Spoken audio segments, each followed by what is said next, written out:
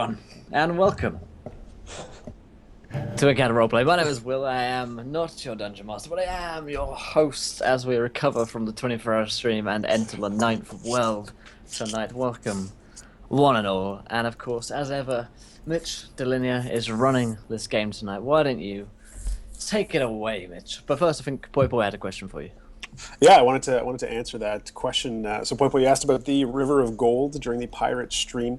The pirate game during the 24-hour stream with XP web series. The river, I don't think the river itself was gold. It just looked like normal water, but everything that we put into it turned into gold. So, what happened was, I think my character Bob put a stick in the water just to confirm that would happen. The stick turned gold, and then a giant croc gold dial, because it was a gold crocodile, leapt out of the water. We had this big fight with the crocodile, and I got to relive some childhood fantasies by doing all the Steve Irwin moves. So I was grappling this crocodile in the water while we were fighting it. But then unfortunately that turned Bob gold. So my character ended up becoming completely gilded, and now he has to eat coins for sustenance for the rest of his life. Unfortunately, it happens. Thank you, Undead Baron, for the host. And of course, we are an hour late if you're in America. That's due to the clock's changing early in the UK. Next week, we'll be back to 4 p.m. EST, but for this week, we're 5 p.m. EST, but 9 p.m. GMT in the UK. It's weird, but it's changing back next week. So if you're confused, don't worry. Everything will be back to normal next week.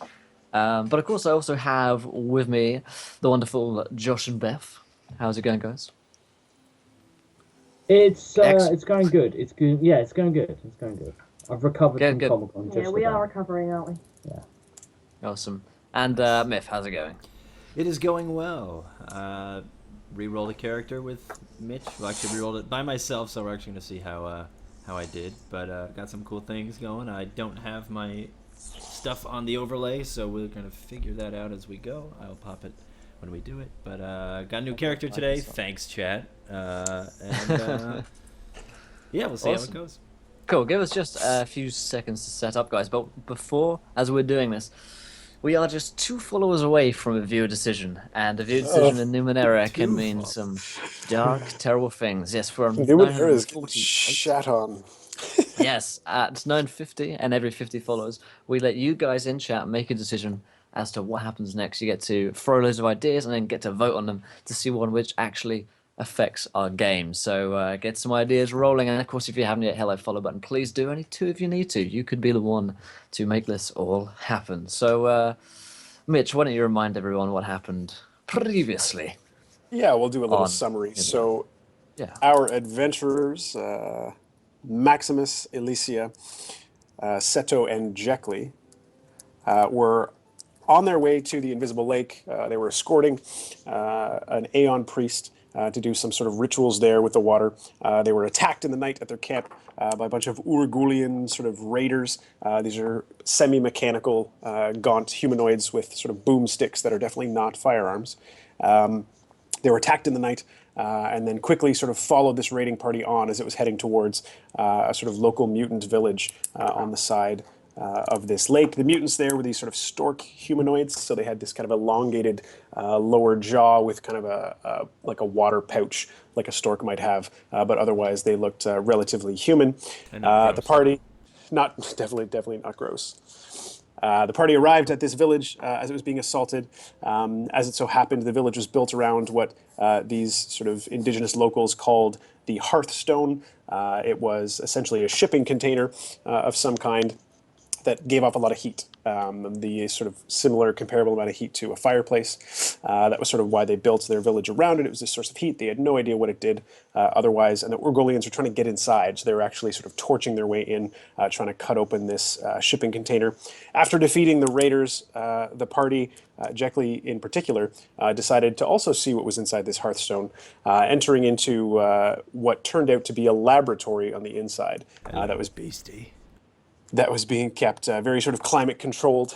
There were 4 sort of heat nodules on each end, so 1 in each of the 8 corners of this rectangle, keeping the interior of this crate essentially as warm as an oven, 200-300 degrees. And after sort of fudging around and poking around at things, Jekli did put on a safety suit that he found, a sort of rubberized sort of hazmat-esque suit, but he didn't put the headpiece on. Why are you laughing? Just put on the gloves. because he did not put on the headpiece. Was it the rubberized melty spot? Yeah, yeah, and then I forget who found that cipher. Was it you, Will? Seto found the acid Yeah. launch. That's it. No. That was Jekyll. Oh, was it? No, Jekyll found that one. Jackley found the acid launcher. Seto found the ice wall creator. No, I think I found it and then gave it to Jeckley. I think I asked Jeckley Yeah, what he it gave it was. to Jackley to figure out what it was. Well, So I Seto screwed found myself. I remember that happening. Seto found this cipher, had no idea what it was. It was very confusing, and so he asked for Jeckley's help to identify it. At that point, Chat intervened with a vengeance, and Jeckley was forced to take a nat 1 on that identification, launching a disc into the side of the shipping container that they were in, exploding with acid, dealing substantial damage to both of them, as well as Elijah, who's sort of the prince who had been exiled, who they were traveling with, trying to help these villagers. Acid sprays everywhere. There was another chat donation that came through. One of the heat nodules exploded, so then there was fire engulfing our party members. Jeckley was knocked unconscious, so then Beth's character, Alicia, sort of came to the rescue to try and help, tried to pour some of the water from the invisible lake on some of the burns around Jeckley's neck. Chat donated to make it so that the water responded negatively to the acid burns, making it worse. So Jeckley was just sort of dying from the inside. Then Beth sort of courageously thought that she could cauterize the acid wound by using her sort of controlled flames around his neck to sort of burn off the acid. Unfortunately, catching the rest of Myth's body on fire. So in his last throws, I think he had 1 intelligent point left, and his other 2 pools were empty. Will, sort of commanding Seto, thought, this is an emergency, just last resort, grabbed the first trinket object device thing that he saw. And Will, why don't you describe what happened when you tried the final stitch effort to save your friend? A giant wall of ice appeared upon Jeckley's Saw. body, And Will, why don't you describe finally ending him. My bad. So we indeed lost a PC. Thanks to Chat a little bit, but also ultimately, I mean, Chat wounded, and I think it's safe to say that Will executed. Well, I actually think that I did most of the damage to myself. It was just an awesome way to keep, to die and, the fumble of everything. But I actually spent all of my abilities doing certain things in the last fight. I took a lot of damage. I've spent a bunch of my own health points, which are your might pool, your intelligence pool, and your speed pool, by doing certain tricks and cool things. So I actually ended up knocking myself down a lot, and then Retro came in with the donation to give me the next fail, and then from that it was just all downhill from there. So I wouldn't blame it all on Chat. So I forgive you guys. And then Will, why don't you describe the epilogue to that session, the last sort of 5 or so minutes, the burial, and then what happened after, because that's pretty important. Yeah, so I then buried Jeckley, giving a nice little sermon, as is the custom, as the way I understand it.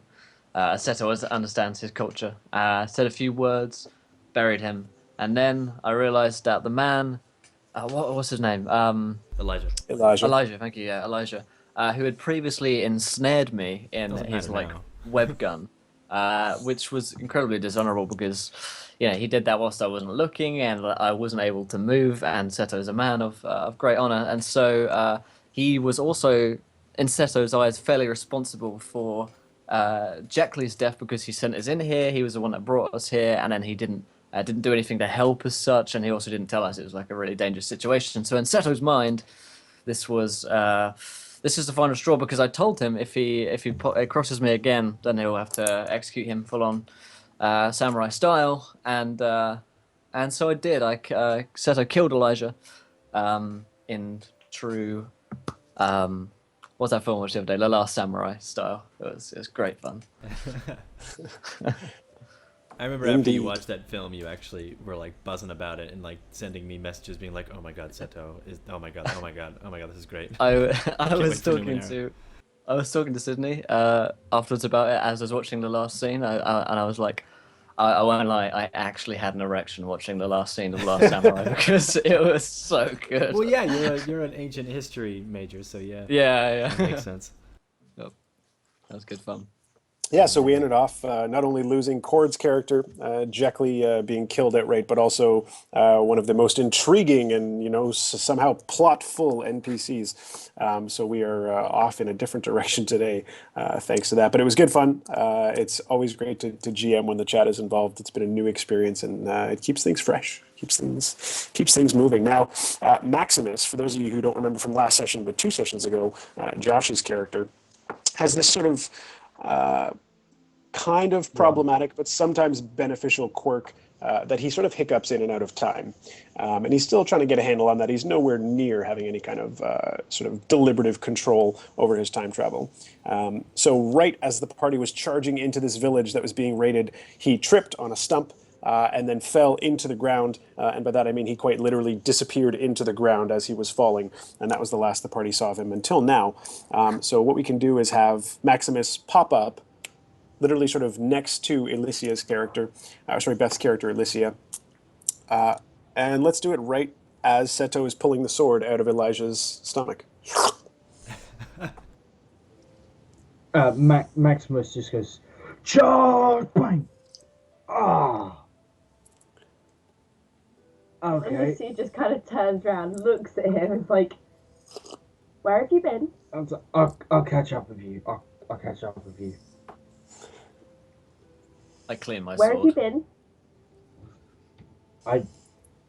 Well, that's interesting you should say that, because I was kind of hoping you'd be able to... Oh! Why is Seto... interesting. This wasn't meant to happen yet. This is I put my sword in my sheath. Hello. You weren't supposed to do that until you were supposed to do it later on when the thing happens. And what's the thing? The battle. We were supposed to have the battle first. It's already happened. Oh, brilliant. You missed it. Did I do well? I'm sure I was a boon to the entire party. You weren't here. Where have you been? I was here. I was there as well. No, you weren't. You're not here. You weren't there. This is true, for you can never truly be there. Because once you get there, there becomes here. It's all very confusing. I think there has been enough talking. I think we need to disable this Hearthstone thing, whatever it is. And you, my friend, are an interesting man. You know things about Hearthstones, maybe. Because Jeckley is dead. Atomic D, thank you so much for the follow. You are a gentleman and a scholar. Welcome to the adventure. Guys, we have one more follow away until we have a viewer decision. Just a matter of time, really. So get ready, because it's probably going to happen. Yeah, I say... Actually, Hold on a minute. Whoa. He interrupts the DM. Whoa. It's just like, Mitch, I know this is your show. as a time traveler, you know things about this world that I don't even know, so go ahead. Whoa. I'm going to stop you right there. I like the idea that it's just like, Mitch, shush. And everyone's like, who is Mitch? Who the fuck? It's delinear. Well, time isn't exactly delinear. It's not a linear path. It's a delinear path. I don't know. No, there it is. Exactly. So, bonus XP right there. I love you, delinear. It's all wibbly wobbly. Anyway, I point. What are you talking about? Makes sense, man. Seto, you realise you've made a colossal mistake. Because that isn't Jeckley you've killed. No, I realize this, but this man, I point to Elijah. This man was responsible for his death, and now he is dead. Jeckley is there, and I point to like the new grave. How's you managed to bury him so fast? How long have I been missing for? A good couple of hours. Did anybody try and find me? No. I mean, I asked where you were, but no one knew. I did not realize you were gone. I don't believe this. Where's Jeckley? Because Jeckley's Jeckley is my friend. Jeckley's dead. Jeckley was my friend. I'm your friend. You You asked where I was once. And no one knew, and we had a battle to fight. Fantastic. Maybe I wanted to have a part of that battle, but no, you don't want to include me in anything nowadays. Now, Where did is you this go? stone-like heart thing? Over there. Wait, hold on, Hearthstone. I think I've got some experience in Hearthstone. I think I have a character in. No. Listen, this Hearthstone thing, I am told, is dangerous and is responsible for the death of Jeckley. So, enough with your jokes. So- Okay. If Hearthstone's responsible for Jeckley's death, why did you kill Elijah rather than shutting the Hearthstone down? You can't shut I Hearthstone down. I don't know if your data's uploaded to the cloud or your game. My head really hurts. I need am to sit about to go and close it down with your help. This man also sent us in there. And I told him if he crossed me again, I would kill him. And so, he is dead. down. You did tell him. I heard him say it. I did. Exactly. You weren't there. Oh, well, that's interesting, isn't it? I appear to have a nosebleed. Right, let's go and figure out what the stone thing. Good. Follow me. And I head off to the Source Stone. The Source Stone, Hearthstone. Someone to make sense. So from last session, the Hearthstone is still running as far as the indigenous are concerned, because the heat nodules that are in 7 of the 8 corners are still running. So it's still generating the heat, and that's really the only effect that they knew it for. Seven out of the 8. Beth, you'll recall that Alicia sort of nuked between her hands all of the chemical vials that Elijah was convinced had some type of poison or disease in them that he didn't want to spread. But beyond that, the rest of what's inside this, essentially laboratory is still intact. There's lots to be found. So anyone who's heading inside, unless they're looking for something specific, can roll a perception check. Can I roll a scan instead to try and figure out, What level perception check? The DC on the perception will be a 4. Alright. Can I use scan to lower my Can I use scan to lower the difficulty for me? Read out scan just for the viewers that are tracking. Oh dear, read out scan. Give me a second. I can find it here too. Yeah, thank you. Yeah, but How's it scan going, Woods? essentially means I can do some interesting stuff. Plot twist, the second Maximus comes to the current time, who's further out in the future, tries to stop some sort of mistake that will happen, but ends up causing the mistake. Hold on, second man. I'm Viewer still decision, maybe. further out in the future. I like that. That would be a good viewer decision of just like Maximus vanishes. Where does he vanish to, and what happens as a consequence? So Okay, DC so perception 4. I found your scan. The big thing with scan is that you choose or you designate a 10-foot cube. So this shipping container, this Hearthstone, is probably 20 some feet on its short side, and then probably 100 feet deep as far as how big it is. So you can pick an area. Wow. Okay. Yeah. You can pick something in particular. Yeah. Yeah. Okay. So I go over and I'm like, plot twist. Will is actually the GM. That's terrifying. Confirmed. So I'm gonna look around. I'll roll a perception. There it is. Thank you so much, Shock Jump, for joining the adventure. Hey. You are a gentleman and a scholar. It is you who brings the Iron Wind. Thank you, Shock Jump. Is it predetermined that I have to bring in the Iron Wind? Is that a thing? No. We're not even gonna... Nah, we gotta get a vote going. Let's go, Forever Player. So let's start a straw poll, boys. Throw some ideas in, and we'll add them in, and I'll let you take over once again. How's it going, Hannah? Iron Wind sounds like it's a strong contender. What is Iron Wind? We'll find out. Okay. Actually, I'll describe what the Iron Wind is to chat so they can vote accordingly. The Iron Wind is this sort of weather phenomena in the Numenera world that's sort of got like mythic proportions in terms of how dangerous it is and what it does. It sort of blows across the land at random with no seeming logic to its movements. Essentially, it's a sort of dust storm, I guess is the best way to describe what you would see. But this storming wind, as it rolls through, it actually pulls apart matter and reforms matter into other things. So the closest equivalent that I can think of is sort of, Phoenix from sort of the Marvel universe going absolutely ballistic, just sort of ripping matter apart and then reforming it into different things. So there's no one effect of the Pretty Iron sure Wind. It Phoenix sort of does. that. What happened? That's Yeah, you're insane right, that it unintelligible.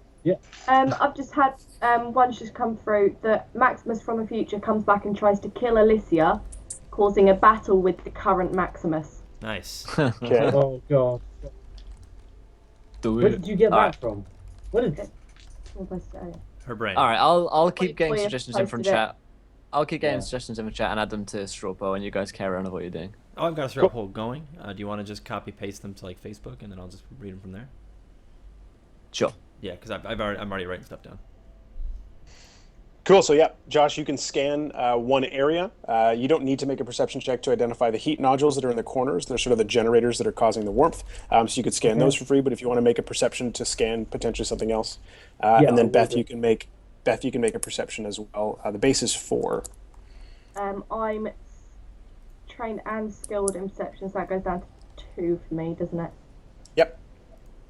There you are. I've just rolled for you, Beth. I don't know how you did. I got a 6. You got a. That's a success still. Bloody hell. Oh, that's bare minimum though, isn't it? That's like rock bottom. Yeah, it's all good. And then Josh, are you gonna roll one as well? Yeah. Yeah. No success. So I will go for the old heat nodules and give them a scan. Scan actually costs nothing for me, because I have a 2 edge in intelligence, which in my intellect pool, which means it is scan is a 2. So I'm gonna do that. All right. What would you like to know about the heat nodule? I'd sort of see where's the power coming from? It seems to have some kind of how would I describe this without using modern terminology? It has some type of like radioactive power source, a sort of small little battery cell in the center of it that you can sense is giving off sort of radioactive isotopes and things. So it's got some kind of nuclear battery inside. Nuclear pebble bed reactor. I've seen one of these before. Right. I turn around and say everything is fine. There may or may not be 7 small nuclear bombs in this room, but like tiny, like infinitesimally, probably will kill us. So I'm gonna poke one and just see what happens. Please don't, Max. You've already disappeared once. We don't want you doing it again. Oh, I don't mind if I disappear as long as I'm not here when they go off. Or was I here? You were here. I had a flashback or a flash forward, or maybe it was just a flash. You are here when they go off. Ah, Don't you remember? I am. You are. Fuck me, I ain't touching that then. If I don't touch it, it can't go off. Exactly. If you don't touch it, it doesn't go off. You know that. I do know that. She's right, you know. My face when she knows how to fuck with me so well. Yeah, Really. Beth with the power play. Yeah, I know. Okay, Beth, with that successful perception, you can roll me 1d6 followed by a d100. Heyo. How many suggestions you got, Myth? 2. You got 2? Yeah. Okay, Oh. right. Well, guys, we are currently gathering for a straw poll. Oh, I see. Spider, snake, skeleton here. Spider I snake got skeleton? 26 Uh-huh. 5, Okay. D100 was 78. Okay. So just for a second, chat, we are currently gathering suggestions for a straw poll of a viewer decision, something crazy that you guys want to happen to influence stream somehow. Basically, make up anything you want at all that could happen. Maximus is the next Doctor Who. Yes, no, god. We already knew that. Yeah. Doctor Who and the TARDIS show up randomly, and we get Maximus and the Doctor talking. Yeah. And then what could did I do that. say? I said Josh will talk to anything that appears. So. Yeah, that is entirely true. Okay, Beth, as Alicia is sort of looking around, having convinced Maximus that maybe it's not the best idea to punch, poke, kick, or prod at the center of the heat nodules, Alicia steps off and pokes around herself, and you find in one of the sort of rubberized kind of plastic or synthetic storage cabinets along the side, at the bottom, amongst sort of a couple old jackets and bits of clothing, there's a briefcase. Is there a nice jacket there? No, they're all pretty decomposed, actually. Oh. The jackets are in pretty rough shape. But you do find a briefcase that's very sort of fine leather along the outside, and it has the clasps that go around it are made of some type of metal that has quite a bluish kind of shimmer to it, so very, very sort of unique kind of metal. And written across the front of this briefcase are the letters EXUVIA. Exuvia. Would I recognise them at all? You would be able to make an intelligence check to see if you've heard of this type of item before. And what difficulty would that be? So this will be knowledge Numenera if you're trained in Numenera identification at all. And the difficulty base for this is a 5.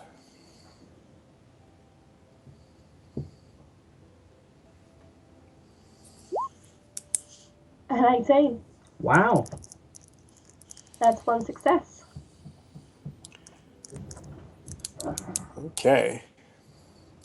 So Beth, you remember having heard at some point in your travels that these briefcases, while extremely valuable, are not unique. So at some point in one of the past worlds, these things, were littered around to a certain degree, such that people have found them before, and they sort of have been traded back and forth.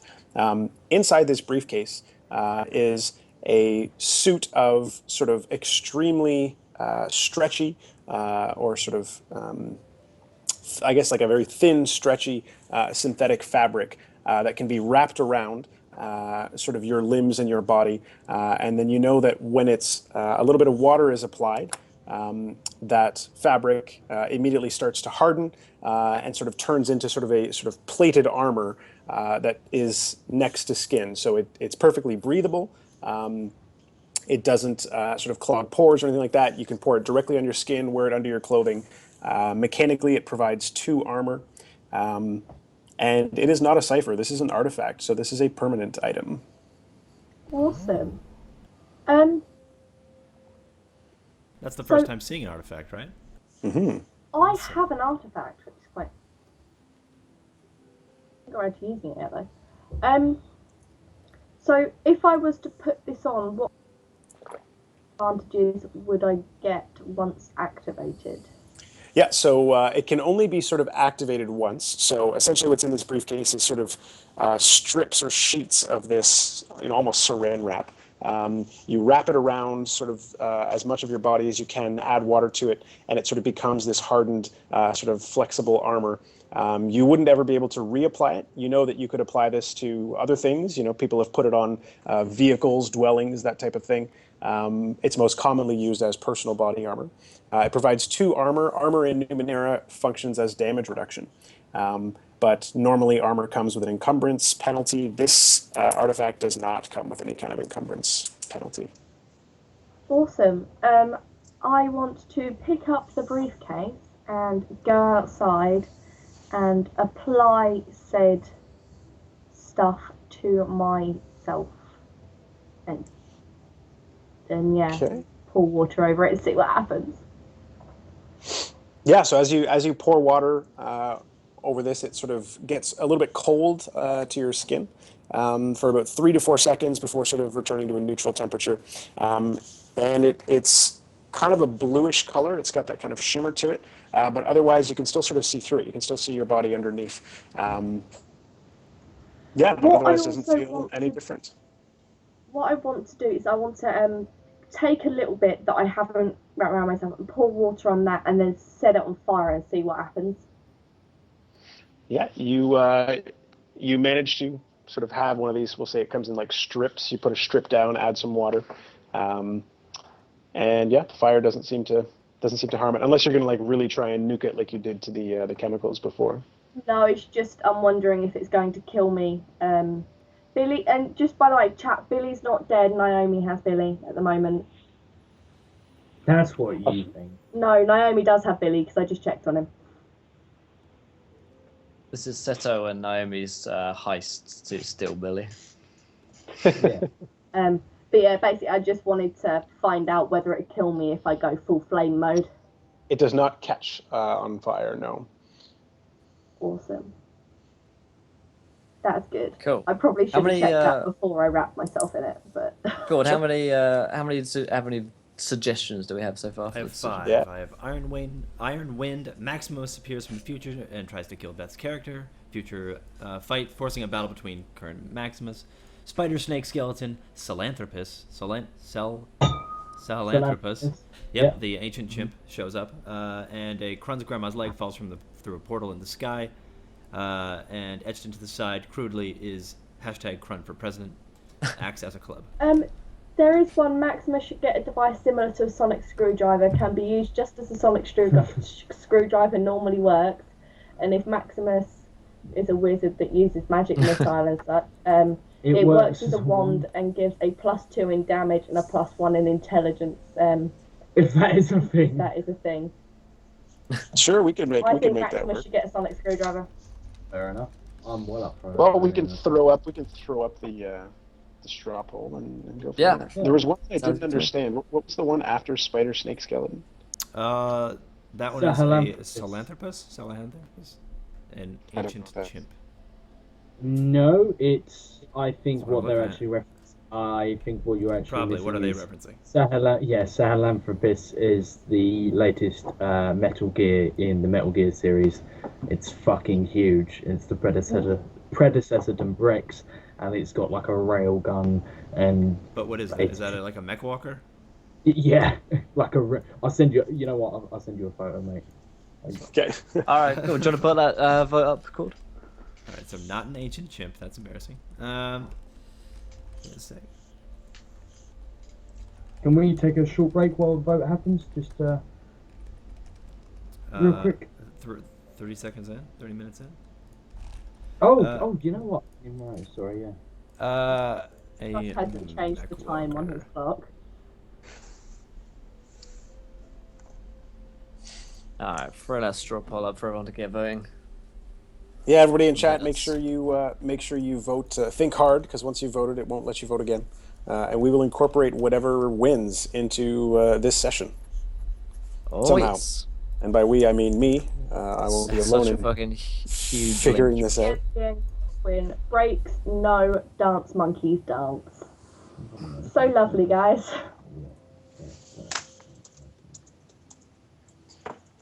Cheers, lad. Cool. All right, then get voting, everyone. Yeah, I'd vote Iron Wind for you, Click Monkey. Don't worry. This is an involved straw poll. Okay. Oh yes. Here we go. All right, someone let me know the results after 10 or so minutes once they get pumped in. Yeah. Go. Cool. So Beth, yeah, you find that briefcase, step outside to sort of apply it. Maximus, was there anything else you wanted to do inside of the Hearthstone? And Seto, was there something in particular you were trying to do to shut it down? Maybe Seto and Maximus would sort of discuss what that would be, given that Maximus spent a moment examining one of these heat nodules. Yeah, I say, so, how do we close it? Well, I suppose what we could do is we could try and blow it up, like really, really violently, massive explosion. But apparently, if that happens, I die, and I don't want to die. So, what is the alternative? Well, the alternative is to not be here when the giant fucking explosion happens, or be somewhere else, or be not here but simultaneously there. So you mean some kind of delay? I suppose that could work. That's not what I was suggesting. It's a lot simpler, to be honest. Yeah. Good. Do this. And I walk out. I know. I turn as if to pass it off to someone else. He's like, "You do this," and I'm like, "Yes, you do." Oh, I'm alone. Ah, right. You expect me to? Right. Okay. Well, what could possibly go wrong? I. Right. Okay. What I'm going to try and do is I'm going to try and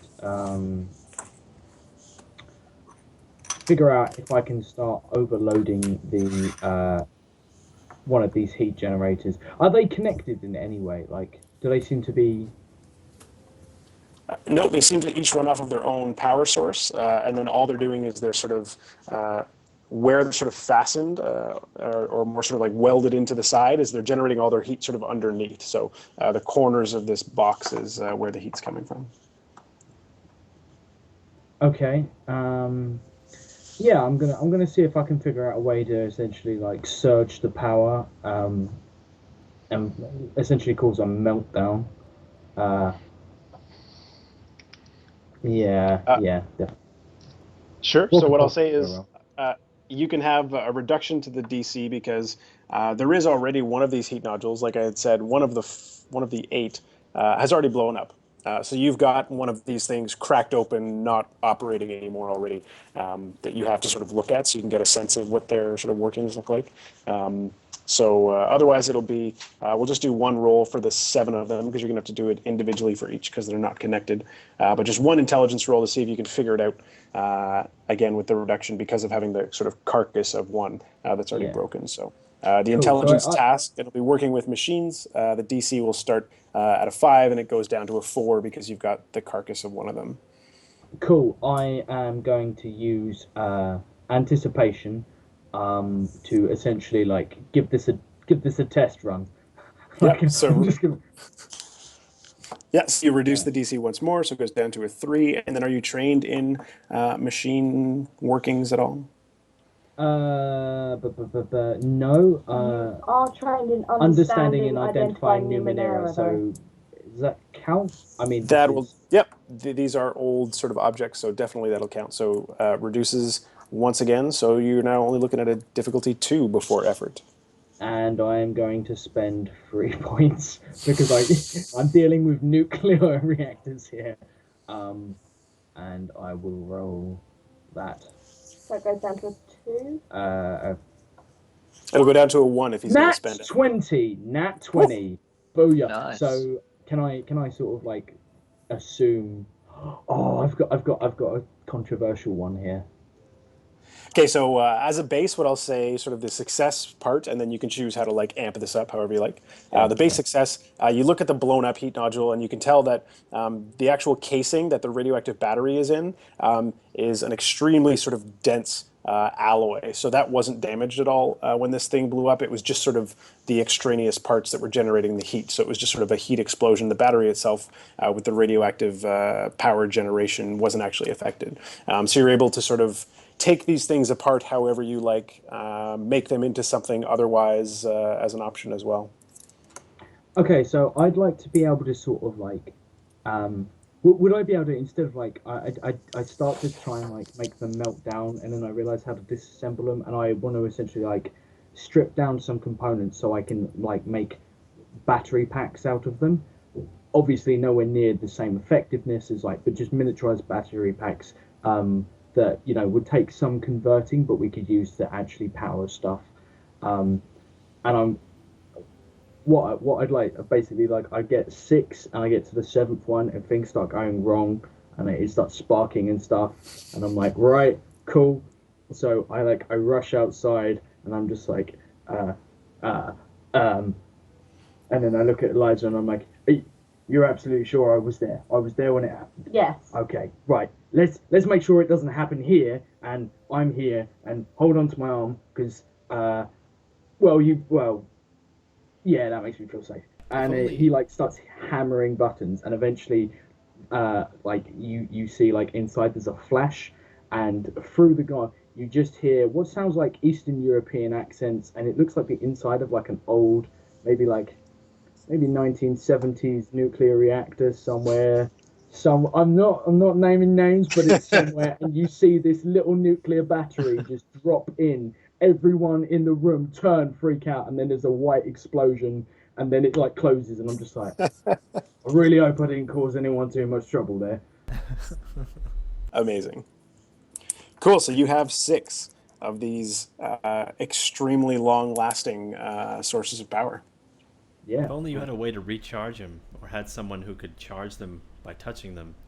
Oh, never mind. I pick them out, and I'm like, oh yeah, no, he's a pretty good. He's a pretty good. Well, I don't really know what to do with them. It seemed like the logical thing to do. Like, What are they? that's the beauty of it. You've got no idea, have you? No, I ain't got a fucking clue. I know they're really powerful though, and like if you lick, oh fuck, yeah, don't lick the 2 ends. That's that tingles. Oh, nosebleeds back. Someone take this off, and he bundles these over to someone. Alicia puts them in her bag, and Meanwhile, she's going to go ahead. find Billy. Takes Cool. back I mean, her name. whilst this has been happening, Seto's gone. He's gone outside, and he's gone to see the group and Naomi, who's supposedly last seen with Billy. Yep. So once again, the And I ring murdered of Billy. villagers. There's the ring of villagers that's still keeping a distance. They're not entering the clearing that the Hearthstone was in, but they're standing now. They're in windows. They're on rooftops. They're going to sort of stay away from what's going on, but otherwise they're rubbernecking quite hard, trying to check out what's going on inside. So you're sort of wading through them to get to the other edge of the village, to where Naomi was with Jacob and Billy. Jacob isn't there. He's sort of absent, as are the 2 other pilgrims that were traveling with you. But Naomi is sort of sitting down against a wall, resting there. There's a sort of clay cup with some water that some of the villagers have brought. There's no villagers sort of immediately next to her, but she's sitting there sort of playing with Billy. Guys, I've carried Elijah's body Okay. with me. I just want to let everybody and to know that we are 50 followers away from 1,000. Oh my good lord! Just That let is that scary. sink in for a second. Can we? Oh, Can we? your God. Can we possibly do a repost of that straw poll real quick, because it's just gone down for us. Yep. Yeah. Thanks. So yeah, I put his body down, assuming that someone's gonna bury it at some point. And I go over there. Is Billy with her? Yep, she's got Billy sort of. He's still swaddled. Yeah. Cool. I kind of bow to her. Hello. She'll give you another one of the kind of quick glances of eye contact before looking back down, and she'll say, "Is everything all right?" Yes, I believe the one Maximus is fixing the situation. I thought I would bring the body of this man to be buried by your people, seeing as he is from these lands. Oh well, I never really knew him, but I'm sure the villagers here would help bury him. Very good. This man, Ulrich, that is dishonorably in charge or owns you. This will be his fate if he does not give you up. She's gonna blush again, as she does when you mention killing her. As far as she's concerned, a benevolent slave owner, and she won't really say anything. She kind of gets quiet. Thank you so much, Pulsar QC, for the follow. You are a gentleman and a scholar. Welcome to the adventure, buddy. Cheers, dude. After sort of an awkward pause, which Seto's extremely good at executing. Yeah. After the uncomfortable length of silence, she'll sort of mumble to herself a bit and look up and say, I still have to make it to my husband's grave. Remember, I said I'm here to take the water. We will honor his death together. You could come with me if you like. I would love to. What is your husband's name? Oh, his name was Jared. Jared. It kind of, he's like tasting the letters on his tongue. He hasn't said that word before. Jared. How did he die? Oh well, he he came up here to make money, just like you folks, I suppose, and said he'd buy us our own farm one day, and well, he never came back. So a couple years ago, I just started coming out to pray for him, and he said he was going west. So I go to there's a spot out west that I always try to go to. So you do not have his body. You do not know that he is dead.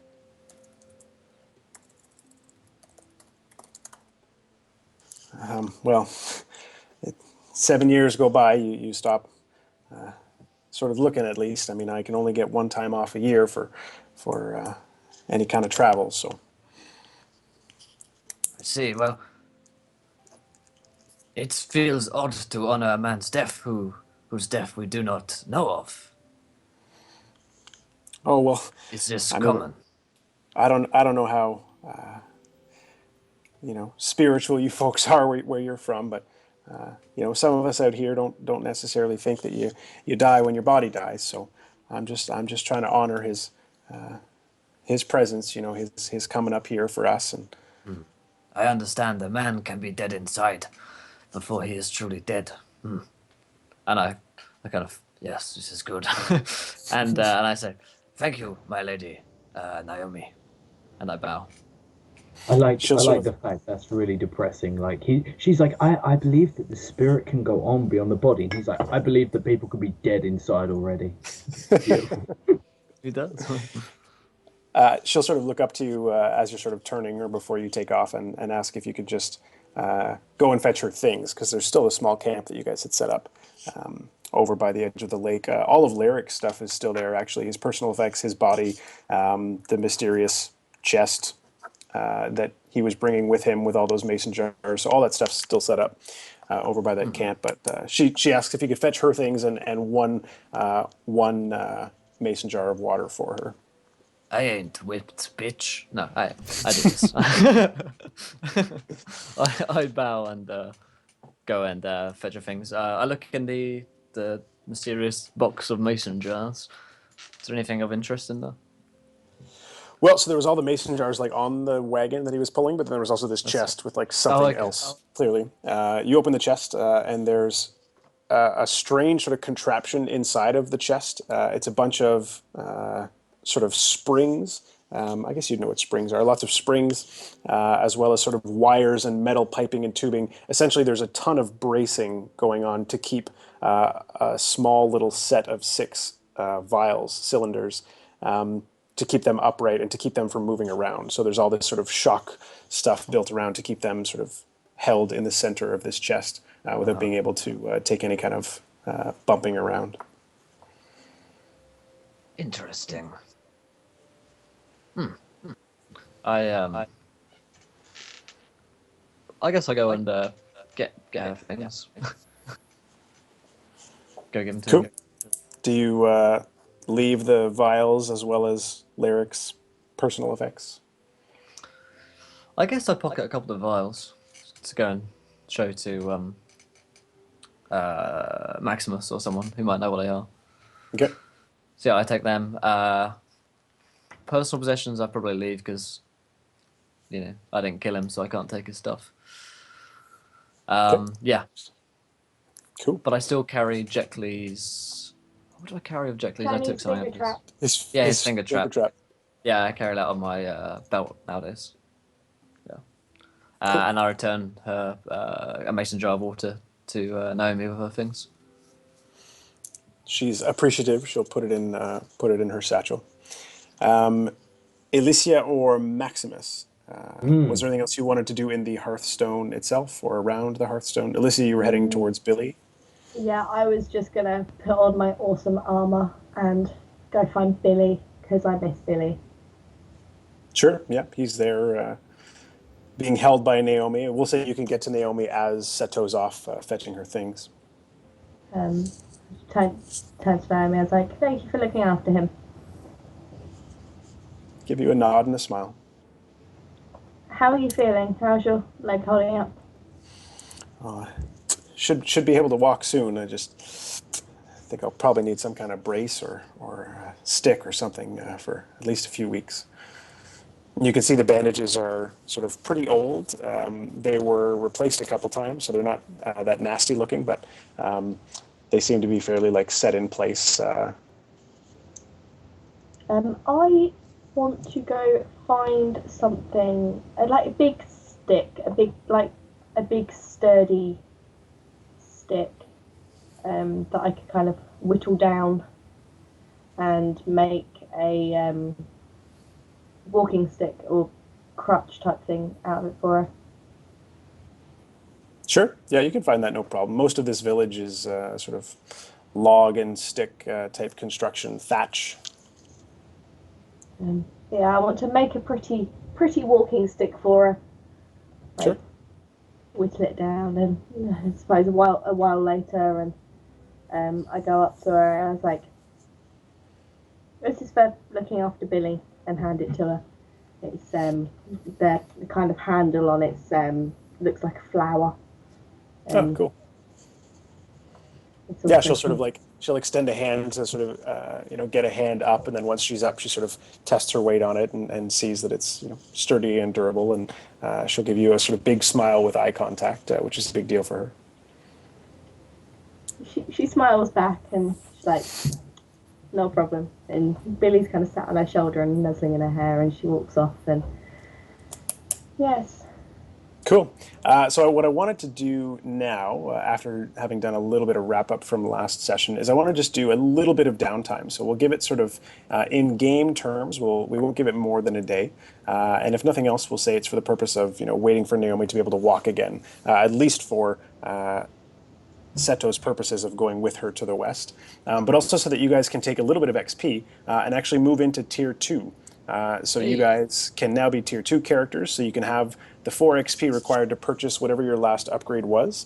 And then again, moving into tier 2, just so chat is tracking, you'll gain your tier 2 ability from your type, so either Nano, Glaive, or Jack. You'll also gain your tier 2 ability for your focus, whatever that is. And then all of those 4 upgrade boxes, skill, proficiency, edge, that type of thing, those all become unticked, and then you'll repurchase those to make your way into tier 3. Awesome. Oh, we have all these. So we add 1 to any edge. Oh, sweet. So we're done. Yeah, sweet. So whichever one you hadn't purchased, and that'll ding you into tier 2. And Myth, you got the memo that you got to make a tier 2 character? Yes, I didn't understand what that meant, so I'm just going to do it right now. So that's easy. Cool. Yep. So you just purchase each of those 4 upgrades discreetly, and then all of a sudden tier 2 and have the extra stuff. Awesome. What are my second tier focus things? Yeah, I can call those out. So your focus is bears a halo of fire? Yes. Okay. Bears have halos of fire. Oh my god. Bears do have halos of fire. That's what it is. Fucking terrifying. Flaming bears. Would we rather go for the old straw poll or a new one? Because the old one's got like 32 votes. I don't know. I quite like. Run both and take the top one from both. Encounter board games is looking pretty solid. Yeah, run both. I would like to play. I love the idea of playing Cluedo with you guys. Or Monopoly. I get violent playing Monopoly. Me and Beth. Settlers of Catan. Yeah. How's it going, Sue? You're a nerd. Cool. So Beth, as a tier 2 character who bears a halo of fire, you gain a new ability called Hurl Flame. It costs 2 intellect points. It can only be used while your Shroud of Fire is active, keep in mind. So you basically just throw a handful of fire. You can like throw a fireball. It's a ranged attack, short range, deals 4 damage. Costs 2. It's just called Hurl Flame. It only works when your Shroud is on, costs 2 intellect points, short range, 4 damage.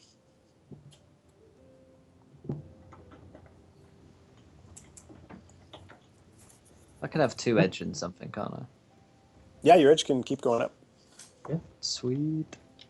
So are our might and speed and intellect pools going back up to full over this period of time that we? Yes, they are, and you'll go back down to not having taken rests. Do we gain anything in our pool? I have a pretty big pool anyway. Yeah, so you'll see again at the bottom of the character sheet, it has the 4 things required to upgrade. Yes. So based on what you had started with your first level character, go through and like add each of those 4 things and then untick them because we're now tier 2, so you got to redo that. So it's kind of like there's 4 sub-levels within each level, but you just get to pick the order that they went in. But for you, Myth, you're just ticking them all. Already. Dear God, Maximus time traveling level 2 hit me like in the face. Travels through time. In the donut. Right in the donut. All the PDFs on my 11-inch MacBook.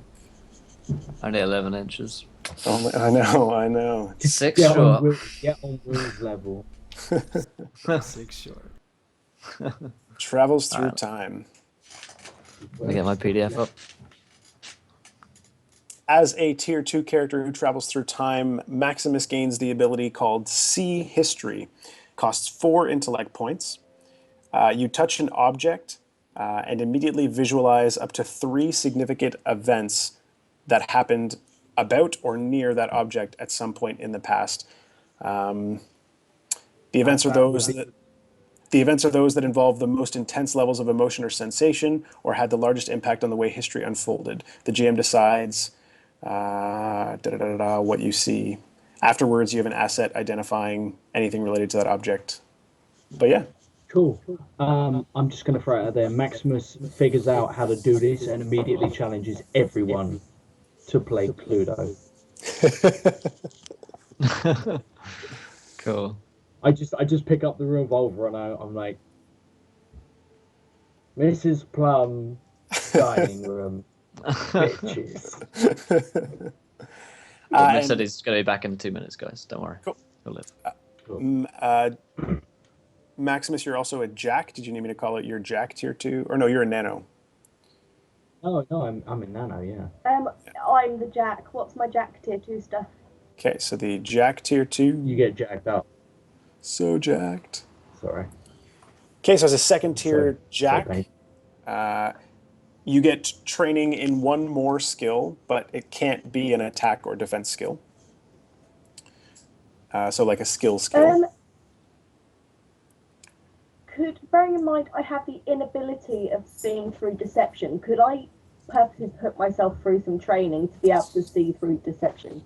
So what it would do, think of inability as like -1. So by taking training, it would sort of put you at sort of 0, so then you'd take it twice more to become specialized. Yeah. Cool. Or and then I could...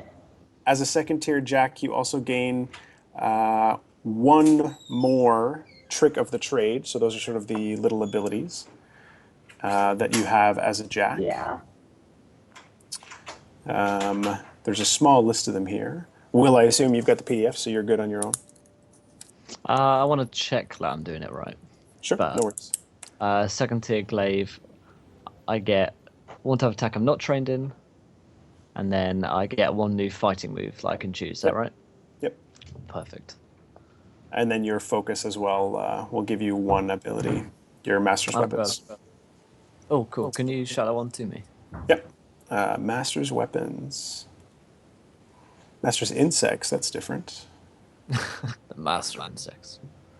Yeah, I think Chords Door just opened on stream. Master's Weaponry. So, Will, your tier 2 ability. Wow. While your chosen weapon is in your hands, you are trained in speed defense rolls. Oh, sweet. So you're already trained in speed defense. That's epic. And then you took specialization in speed defense as your... Yeah. So what I'll say is it'll give you an asset. So you get 3 reductions. Oh, sweet. Wow. When your weapon is in your hands. When? You'll have to emphasize more. Like a bitch. Yeah, emphasize more parries, I guess. Yeah, Like that's cool. Shinobi. Yeah, cutting bullets in half and shit. Yeah. Cool. So, Cool. 2 micros. Beth, Cool. the tricks of the trade that you can pick from: brute finesse. It allows you to apply effort to non-combat speed tasks using your might pool. as if the points came from your speed pool. So if you have a might task that you have to do, you can burn points from your might or your speed pool if you take that one. Experienced Adventurer. When you use a non-combat skill, if you didn't roll a 19 or 20, you can apply a level of effort to gain an effect. Ooh, that's kind of cool. So when you use a non-combat skill, so like it's like climbing, picklocking, that kind of stuff, if you don't roll a crit, you can spend points to make it a crit and gain the extra effect. Does that make sense? Awesome. Do you have to pass that one? You still have to get a success in it? So say like you have to have like successfully completed the task anyway, but you can like spend the points afterwards to just like bump it into being a crit. To make it better. That's a cool very thing, awesome. What's that one called? That is called Experienced Adventurer. The other options are from, there's a couple from the nano list actually, because Jack is kind of the straddle between the two. So you could take Push, which is just like a blast. It doesn't do damage, but it pushes things, obviously. Ward, which gives you an energy shield, which gives you armor. It's on all the time. It never needs to be activated. With my new armor, I think I'll take Ward because that'll just. Okay. Cool. So now you have 3 armor. All right, Josh, you need nano stuff. I do indeed. Nano stuff. All right, second tier nanos. You get to pick one of the following esoteries or spells. Cool. So, first one is Adaptation. Costs 2 intellect points. You adapt to a hostile environment for 24 hours. As a result, you can breathe safely. The temperature doesn't kill you. Crushing gravity doesn't incapacitate or harm you, and so on. Okay.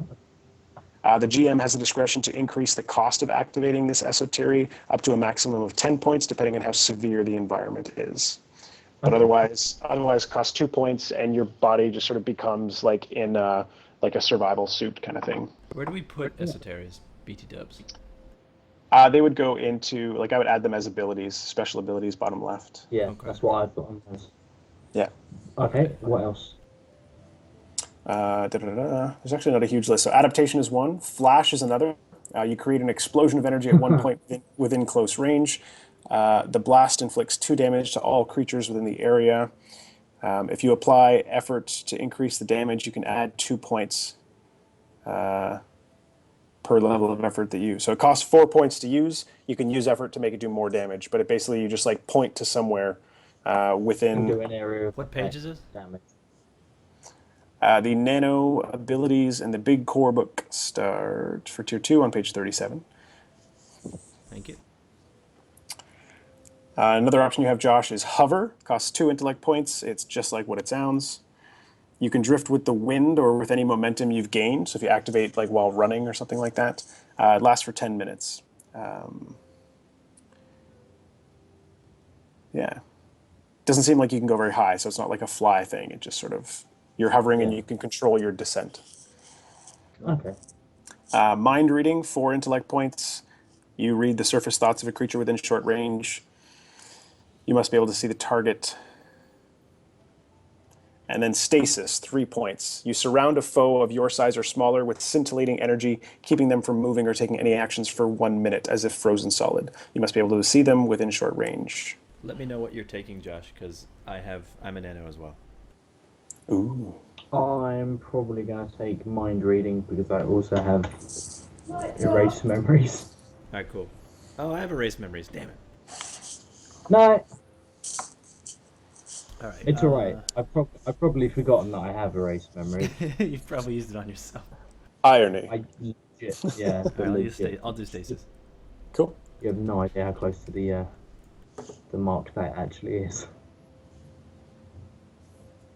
And Myth, what is your focus? I think I already did that. But Oh, it's, yeah. Or if you want to keep it secret, you can. I just remembered what it is, so you don't have to tell me. Yep. Did you need the book to find out what it's? I have it. Tier 2? You're good? I Okay. have the book, yep. Cool. And Will, you're no, also... yeah, I already put it down. I have alleviate. Okay. Yep, I'm all good. Cool. Josh is good, Myth's good, and Beth is good. All right. Right on. We'll wait for Beth to get back and dive in. Yeah, she's just come in. Real quick, do I also get a skill? No, that, Jax. That's specific to Jax. You do when you increase your when you do the check marks. Your check box is down here at the bottom. Yeah, when whichever. you're advancing, you gain one. Oh, yes. Yeah. Yeah. Okay. Cool. And can I? How would I take like training in heavy weapons, like for using my gauntlet? You already have done. So taking training in a combat skill, you can only do that when it's described as one of your progression options. So it'll either come up as your type or your focus as you're leveling up. I'm not sure if you would. I'm not sure if nanos do gain the opportunity to gain training in weapon and defense skills because they're the nanos. I think they're one of the only ones that don't. But it'll say specifically you gain training in a skill, this can include weapon or defense, or it'll say this cannot include weapon or defense. So. Damn. Okay. Cool. Because I Right, chose so- medium weapon. Whoops. Let me remind you guys in chat a few things. We got some t-shirts to be bought by you. You can go Do it. find the link there in chat and buy a t-shirt or hoodie, win 1,000 gold. When you do so, just let me know when you've got one and go ahead and get some extra gold. Of course, we're giving away a copy of the player's handbook. Yeah. Yeah. Exclamation point giveaway. Go and win yourself one of those. And yeah, shall we get back into the game, everyone? Sounds good to me. Any other questions for you guys about being tier 2 characters? You are now more robust, more virile. I shouldn't be as worried about you dying, hopefully. In theory. No. Unless I'm chat intervenes. True. You can Yeah, never that's be true. too sure. All right. All right, so spending a couple of days in this mutant village on the edge of the invisible lake, waiting for Naomi's wounds to heal somewhat, recovering from your camp that had been set on the edge of the lake. Again, you've got these strange vials, which we can go through if, Seto, you wanted to give those to Maximus for him to identify. We've got these strange vials. Lyric's corpse. Lyric was your original employer. He had paid you half at the beginning, and he was going to pay you half at the end. He's got 65 shins on his person. So unless any of you are morally opposed to claiming that second half of your payment, even though things didn't go so hot, that is there to be had as well. But otherwise... I give it to Naomi. Your share or At all least of you it? wouldn't have any issues with it. Yeah, my share. Yeah. Okay. Because I don't need it, yeah. Okay. Imagine someone like gives it to me because like they're like, this is for you. And I'm like, And Okay, then we'll give say- it, just pass Alicia it will to me. probably give Naomi her part as well because she's not particularly bothered.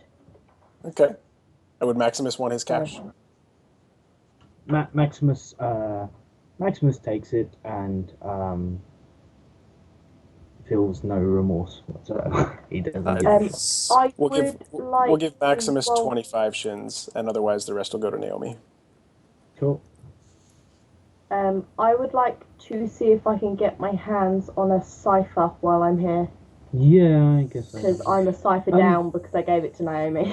Real quick, did we get a result of that straw poll? Ooh, yeah. What's Yep, the... I think Sonic Screwdriver was winning last time I looked. So, Whoops. I've lost it. I just posted I've my got- ability and not my. Well, everybody knows that I can push something. You push me. So it's a sonic screwdriver? Yep. It's got a +1, I think, to damage or something, or it's like Plus- I It think it's can a be range. it can be whatever you want it to be. Somewhat, To be honest. true, I It guess. could be a some- could be a cipher or artifact or something. Probably. Okay, I'd well... like- I mean, you also have that gauntlet, so now you're just dual wielding crazy. Yeah. I I will like the make idea, it... like I'm trying to use the sonic screwdriver to fix my gauntlet, but the gauntlet is like damaging the sonic screwdriver. I'm just like, why doesn't this work? It could be Alicia's or Seto's or name. It doesn't necessarily have to be. That's Billy's. It's Billy's, yeah. Yeah, Billy Well, gets I mean, sonic screwdriver. Would I be able to fashion something out of my of like maybe that's what I use the battery, like one of the batteries for? I'm just like, yeah, let's see what I can Okay. do. Seto actually gets the sonic screwdriver on a 4. Hey. Take that. And yes, you'd be able to roll. You can roll, Beth, to see if you get a cipher, because again, we're in a pretty rural village here. So roll a d100, call high or low, and that'll determine whether or not you can find one, and if so, then we'll roll it out for you. High or low? Hi. Hi. You suck. God All right. damn it. No other cipher to be had. The sonic screwdriver, Seto, it's not meant to be a melee weapon, but if you were going to use it as a melee weapon, it would, just like a light weapon, it would reduce the difficulty of making the attack, so it's easier to hit with, but it does 4 damage like a medium weapon instead of a light weapon. And as an artifact, it has a depletion. So basically, whenever you use it, you roll a d20, and if you get below a certain number, then it becomes depleted and you can't use it again. But otherwise, if it doesn't, then it just keeps going. So the depletion threshold on your sonic screwdriver is a 3. So every time you use it, roll a d20. If it's higher than 3, it keeps working. Okay. Sweet. And as far as what it can do as a screwdriver / as a tool, you have no idea. But it does have functionality other than as a Gotcha. weapon. Cool. Where do I pick this up from? Where do I find it? Yeah, we can say that it's what you sort of pick up inside of the Hearthstone, similar to how Alicia found the briefcase. Cool. I pick it up and have a look at it and this is something Jexley would have liked, and I kind of put it into somewhere in my You sheath it bamboo into armor. you sheath it into his Chinese finger trap. Yeah, the little trap. Yeah. It fits, I like- fits perfectly. I in like- there. You can dual wield. I like the idea. I like the idea though that you're just like, you pull it out and you're like sonic screwdriver and you're like, I've heard of this. A It's tiny a weapon. flashlight. Brilliant. Cool. So Naomi, sorry, not Naomi, Alicia, you don't manage to find a cipher, but you are tracking that Billy is starting to eat a lot over these few days. Yeah, Billy's eating like 2 to 3 rations a day. So I don't know what you had in your pack originally. You guys can sort of stock up. You can take 10 rations each, provided by the stork mutants, given having Except a Billy takes 3 of your safe rations. village. But yeah, just know that if you're going to be traveling, it's a lot. And would I be able to go hunting and see if I can get some extra meat rations that I can dry out and cure for Billy? Sure, give me a speed task, difficulty 4 as the base. Bearing in mind I'm skilled in perception, seeing things to hunt. I have a question. Yeah, I'm skilled in perception. I will say that the perception can apply, so it'll be reduced twice. What's your question, Cord? It's a GM question for Numenera. So if anybody's thinking about running Numenera, how are you deciding that we're doing base 4 level rolls and stuff? Is there any sort of formula? Like, we're tier 2, so are you multiplying it by 2, or is there just some sort of you think that maybe 4 is a good? It's the same as sort of improvising DCs. Okay. Again, the nice thing with Numenera is that because the DCs are only from 1 to 10, I know that going up one number is actually going up by 15% in terms of how difficult it is, because the difference between a 4 and a 5 is the difference between needing 12 or 15. So that 3 increment on the actual target number that you're trying to get makes it more significant than me having to be like, oh, is this lock a 14 or a 15? Is this lock a 12 or a 15? So it's easier in that sense. Generally, from the sessions that I've played, anything higher than 4 is tough for first level characters. So your average difficulty is kind of a 2, and then easy ones 2 and into 1, and then sort of medium but still manageable are 3s, and then 4 is kind of the top end of regular tasks for tier 1. So now that you guys are tier 2, 4 is going to be one of the more common ones, with easier ones being 3, and then 5 will be sort of the moderate, if that makes sense. Awesome. So All right. it does kind of scale for sure. Okay, thank you. That's just because I was trying to remember. I was like, all right, because I I got a remember seeing a lot of success. 3s earlier, and now we're getting into 4s. Okay, Yeah. that makes sense. And I played a Cypher System game, which is the same system that Numenera runs on, but I did a superhero game, actually the one that you were scoping Yeah. out for it. And I based the difficulties the same way based on tier, and then it was totally unbalanced because they were superheroes and they had all these power shifts and stuff. So I had to like tweak it for that. But yeah, so it's just the GM's improvisation for the most part. Cool. So Beth, you got a success. So I'll say you are able to sort of get another 10 rations worth of meat from one kill that you get, curing it and sort of drying it as best you can for Billy. Awesome. Maximus, would you like to investigate these vials? Only if Seto Yeah, is bringing them to me. Yeah, I show them to you. What are these? These are your hands. I have there. What are these vials? I don't know. Why don't Oh, you would you look? like me to tell you? Oh, right. Okay, you want me to tell you. You're not Hence very. my You're question. very good at this. Well, your question was, what are these? And those are vials. Oh, I didn't want to insult your intelligence, though. I thought you. Never mind. Maybe we just like. Alicia just kind of shouts over. She's like, he meant what's in the vials. Right. See. She asked a different question. I'll tell you what's in those vials. There's I understand. A man like you needs things to be very clear. It is hard for you to grasp. I see. Alicia's laughing. There's not like a sense of humor in Seto's head. No. Face. It's like clearly you are Thick a as man. two short planks. A man who is troubled. Yeah. What's it? What color sort of liquid is in the? It's mostly clear, but it kind of has a bit of like a gold coloring to it. So it's got a bit of a gold metallic shimmer. I'm like, you found Goldschlager, mate. This stuff is fucking horrible. Agreed. Right. How many vials are there? I'll scan them, but how many vials are there? I think Seto took 2. Yeah, 2 or 3 probably. Yeah. Sure. Cool. I scan them. Okay, these vials are filled with what is known as pure proof. This is the extremely potent sort of mixture or tincture that's used to make the alcoholic drinks in the Numenera world, where it's sort of the number from 0 to 100, and you add sort of a drop of that. Literally Goldschlager. So it's absinthe, like hardcore absinthe. You know that one drop of this stuff added to about a liter of water gives you 100 proof. Jeez. And then that's what's used to then dilute and mix with all the different flavors and whatever. So it's poison and also fuel. Basically, yeah, rocket fuel and explosive. It's very, very dangerous. Yeah. So chug a lug.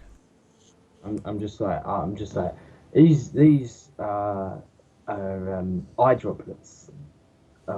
No, they're not eye droplets. Are they? They make your eyes go really red. What's the stuff that eye droplets that makes your eyes go red? No, alcohol. That's it. Alcohol makes your eyes go red. It's that thing. The last one, the one that I just mentioned. Ah, I see. I have no need for this, and I take them back, unstop them, pull one of them into the ground. I'm gonna say that I would physically stop you from doing that and just be like, they also have a vast amount of good qualities. For example, you can use them to clean, sterilize medical equipment, and you can use them to make alcohol. You can use them to start fires. You can use them to get yourself into really sweet rave parties where a bouncer on the door, he's giving you shit, and he says, you're not allowed in, because, oh, look at me, I'm not letting you in, because there's too many guys in here, and too many girls, and I don't fucking remember. But anyway, what I'm saying is they have immense value, and that could be value that could go towards, say, Naomi's face not blowing off, or something. You understand what I'm trying to say, right? I do not understand how alcohol is related to Naomi's face not blowing off, but I will follow your advice, and I stop it back on and put them back somewhere into my bamboo armor. Actually, Seto, because Seto's so you're so invested in what is honorable, make an intelligence check for me. Intelligence check, only a difficulty of 2. Intelligence. Nat Yep, 20. nat 20. Oh, wow. Okay. So you were only going to know or recall that Aeon priests do not drink by the sort of tenets of their order. But you also know that they're not allowed to engage in commercial activity in any kind of way. Their job is to be sort of the neutral party that just sort of investigates Numenera. So this man Lyric who had hired you, infer what you will, he had these vials of pure alcohol, and he was going to the invisible lake to fill up hundreds and hundreds of mason jars of invisible water, and then take his cart elsewhere. So you can infer what you would like from that. But this guy was clearly not working under the auspices of the Aeon priests, given their stance on alcohol and personal commercial gain. Ah, I nod and keep this to myself. This man was of very, very dishonorable indeed to disobey his own tenets. Yeah, and then I, having identified these, I put them away somewhere safe, so that no one Maximus else just can looks use at you and is, yeah. Maximus just looks at you and he's like, he disobeyed his tenants. This man is a landlord. That's no wonder I didn't like him. Anyway, I do believe we had somewhere to be, or somewhere that we had been. We've got to. Yes, already been indeed. there. Okay. Maximus shuts up. I Yep. don't like you anymore. At some point, probably during the evening, around the campfire, that kind of thing, Alicia wants to have a chat with Maximus. Maximus has a chat with Alicia. And she's just like, where did you actually go? And how did you actually go? You fell through the floor. I fell through the floor. You fell over I fell over onto the floor, onto the floor. and then you weren't there anymore. And So I wasn't on the floor. Or you fell towards the I floor. fell towards the floor. And then disappeared. The floor disappeared. No, you did. Where did the floor go? Someday Beth will get that talking to Maximus is going to get her nowhere. You disappeared. Where you disappeared from doesn't really matter. Where did you go and how? Oh, right. I understand your misunderstanding of the misinformation. Basically, what happened was I tripped over a root. And that really is the root of the problem here. You see, the tree... I got the joke. What joke? Where did you go? And how? How did I go? I tripped. And where did I go? What caused you to disappear? What caused me to disappear? Right. There was a root. I tripped. And then I stood up again, and you had killed a friend of mine. And so I had he. didn't kill him. I tried to help him. It just went badly. He was already dying. I tried to... You tried to rescue a friend of mine. You killed a friend of mine that isn't my friend. And Is there always Oh, such mindless chatter endlessly with your people? You need to learn the value of silence. And I go back to my You meditations. need to learn the value of having a conversation with some friends. oh, don't worry, he does. But then he's really, really annoying. He just doesn't stop. I open my eyes and say, I see no friends here. Oh. This is entirely true. He does go blind. Oh wait, no, that wasn't him. That wasn't him. That was someone else. Unless it was him. How many fingers am I holding up? I'm meditating. I do not respond to anything that they say. I told you, he's blind and possibly deaf. This man really needs to be put out of his misery. We should give him alcohol. I literally just like He already has the alcohol. we should make him drink the alcohol. That's a really bad idea. Why is that a bad idea? Back to the point, anyway. I fell through time. Okay. Is that possible? Would Alicia know about nano stuff? Being a Jack. She might know about nanobots and weird sort of data networks that are sort of around from things, but time travel, actually like physically moving from different times, you would never have heard of that. Is that actually possible? It depends if you believe it's possible, which you don't. And I erased this conversation from my memory, and then I just look at her and I'm like, what? Did you actually? Yeah, I erase that from my memory? legitimately just erased this whole conversation from your memory, and I'm just like, I tripped over a root. So, where did you go? And then Seto just probably sits there like, kill me now. I mean, you tripped over a root, you landed on the floor, and then you were gone for about 4 hours. And then you appeared next to me. I mean, I can do this, and she clicks her fingers and gets covered in flames. Jekyll sneezed and could Jekyll sneezed. He could speak to machines. Jekyll sneezed and can speak to machines. Could speak to machines. He's dead. So we can't speak to machines anymore. No. What's your little weird thing? What's my little weird thing? Yeah. When did you see it? You when I go to the tripped over a bathroom, root. you leave me alone, okay? I'm sitting with Seto. He goes over and sits next to Seto, and he just turns around and just looks at you and goes, pervert, and then goes Josh. and just starts scanning Seto. Josh, roll a D100. Oh Christ! Oh God! He's making me roll dice, chat. What did I do? What did you suggest? What's happening? It's how you play the game, Josh. 63. I don't. Oh, I forgot. Okay, Josh. Josh, you, or I guess Maximus rather, part of your time jumble in your brain, somewhen for Maximus, somewhen you recall that Jekyll he's not dead.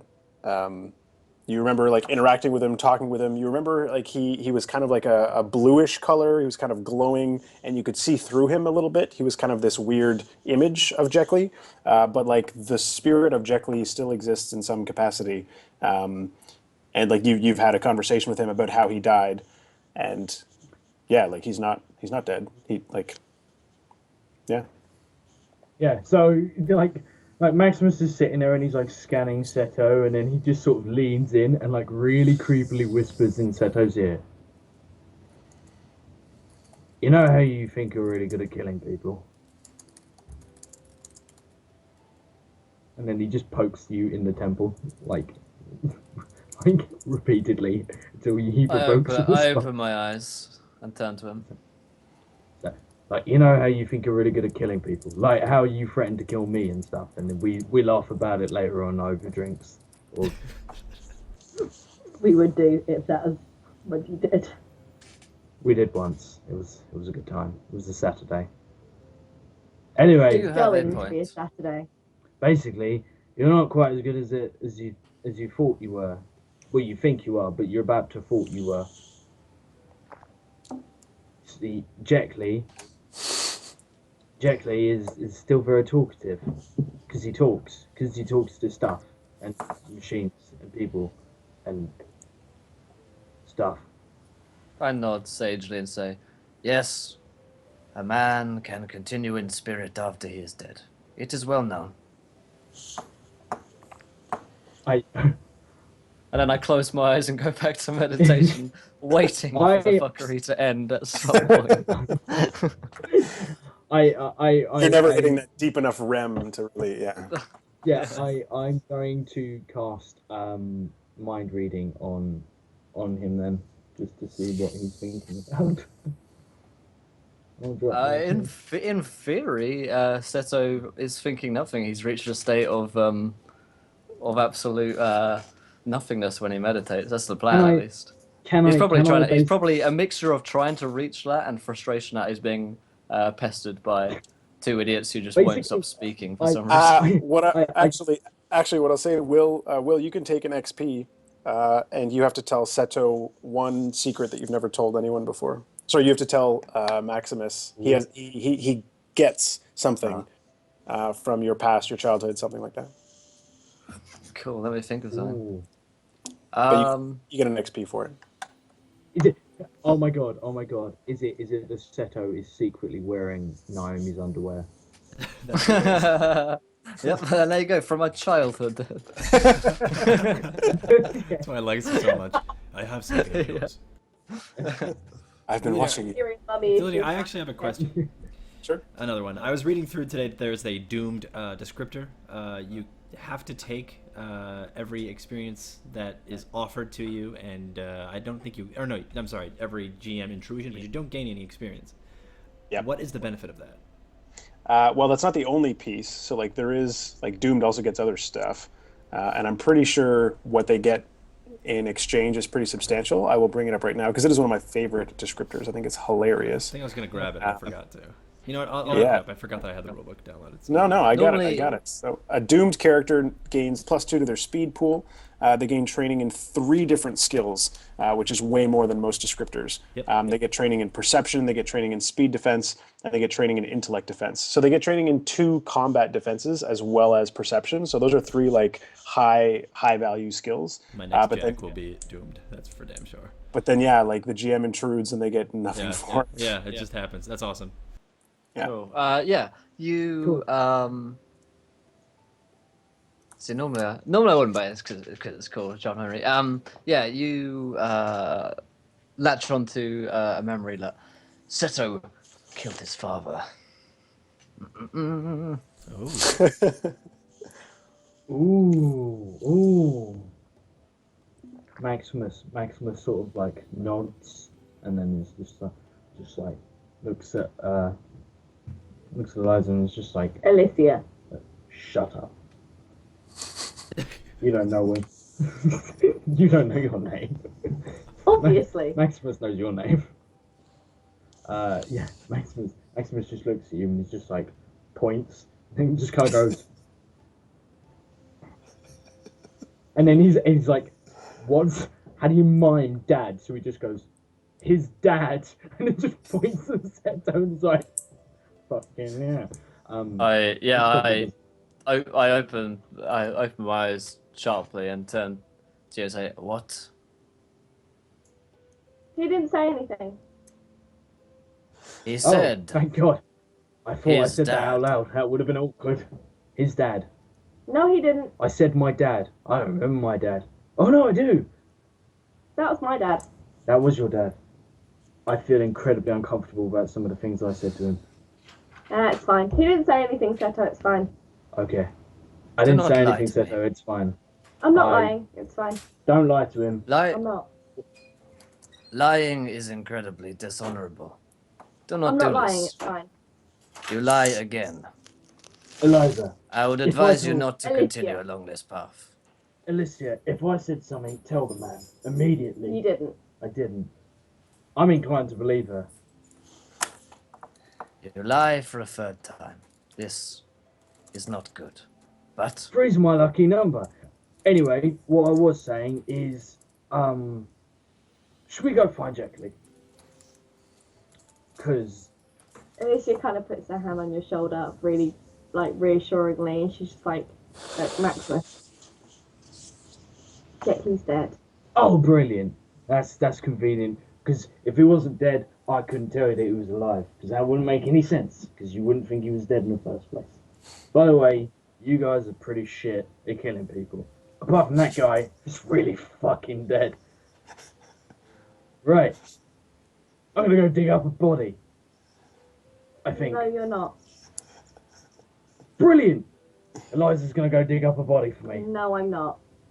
no No one one's is digging going up. to touch Jack Lee's body. I kind of look lost for words. There is no act more dishonorable. Leave this man, or I He's will not have going to end dig your up everybody. lives. Seto, You'll have to end my life. Seto, Brilliant. Seto. She just kind of holds her hand up in front of you. She's like, he's not digging up any bodies. No one's going to dig up Jet Li. It's fine. Maximus is. I will see that this is so. Is And I stand up. Maximus and I go walk to Jack Maximus Lee's. is conspicuously absent from this conversation suddenly, and is now over by Jack Lee's grave and is scanning grave. Yeah, And yeah. she's So, just Seto's like, I will steal it. This is so, and I stand up and go like watch over Jeckley's grave.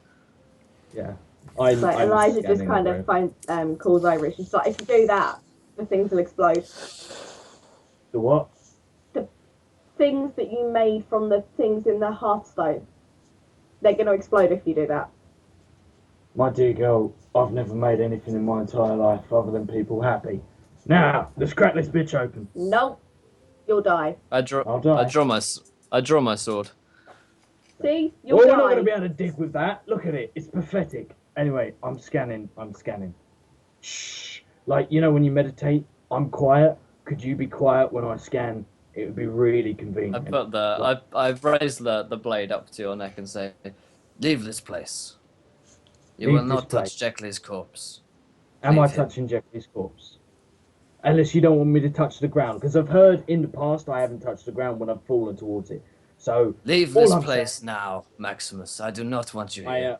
Neither I does have Jeckley's literally- spirit. I'm Actually, scanning I'm gonna intervene. Josh, you can take an XP for this, but I'm gonna give you a bump.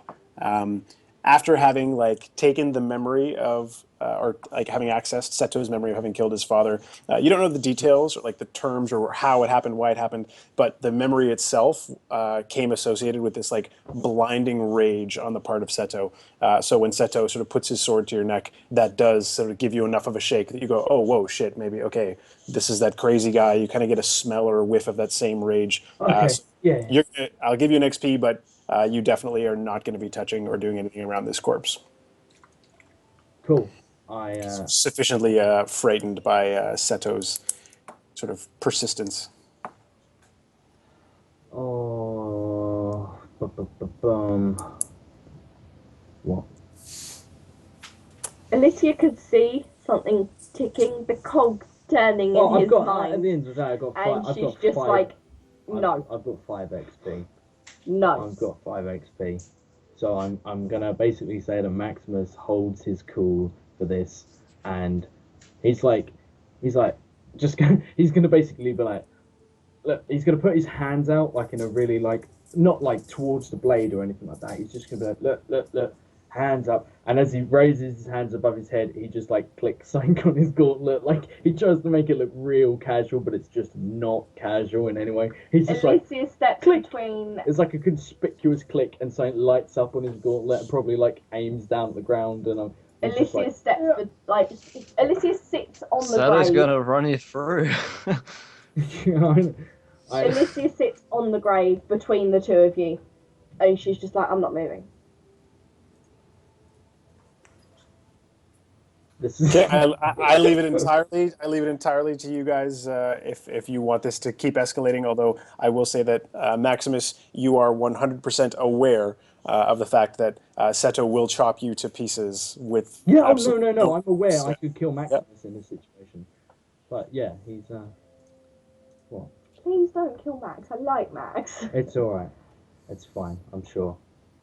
But yeah, Or it Alicia's isn't. kind of stubbornly sitting on the grave between the two of you that are fighting over it, hoping that I'm not somebody fighting. I'm not doing anything. bitching over it, Yeah. and bitching at each other, and hoping that no one is going to do anything because she's the nice little innocent person sat in between going. My face when you were between the two wrong people here. One's insane and one's full of rage and thinks he's doing the right. Well, probably is doing the right thing. Yeah, I say, Alicia, please remove yourself from the situation. You are also standing on Jeckley's corpse.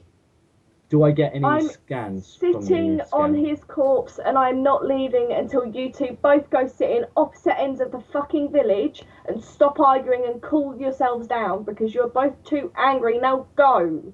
And Mitch. she's got tears welling up in her eyes, and she's Alicia, getting really do not make upset, me and kill you both. I Mitch. don't want anyone to die. Jackley's already died, and she's getting really, really, really teary, and she's just like, For like please stop. the 10th time, Mitch. Hey, buddy. Did I manage to get a scan off? I'm checking how long scan takes. Well, considering how long she's been ranting for.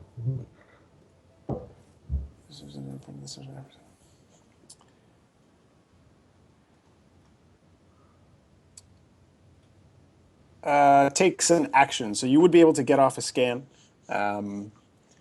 Yeah. All you're getting off from the scan, though, is that there's a corpse in the ground. And it's a real dead corpse. Okay, cool. Cool. I back up. And I'm just like, well, that was very underwhelming, but kind of entertaining. As my heart's actually going for the first time.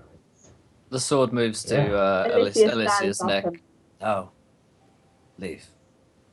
Alicia stands up and she, instead of like moving, she puts her feet either side of the grave, so she's not actually on the grave, but she's still over it. That's it. Alicia, we should probably get out of here, or not. Actually, I'm quite happy here. I'm allowed to be here. I'm not on it, but I don't Alicia just feel turns so around good. and she's like, Max, go. Okay. Go sit over there now. Where am I? Where do I sit? Not here. Not here. Go sit by the lake Okay. now. Where's the lake? That way. And she points in the direction of the lake. It's an invisible lake. How am I supposed to find it? You'll realise when your feet get wet. I'll go. Oh, right. Yeah, that's a good point. Yeah. Knew there was a reason I kept her around. And I'd turn around to Seto and go, sorry about all this business, Seto, with you. Oh, no. I nearly said, oh, and he walks off. Whew, that was I'd say tense. I was just waiting for as- someone in chat to donate to make Seto run him through.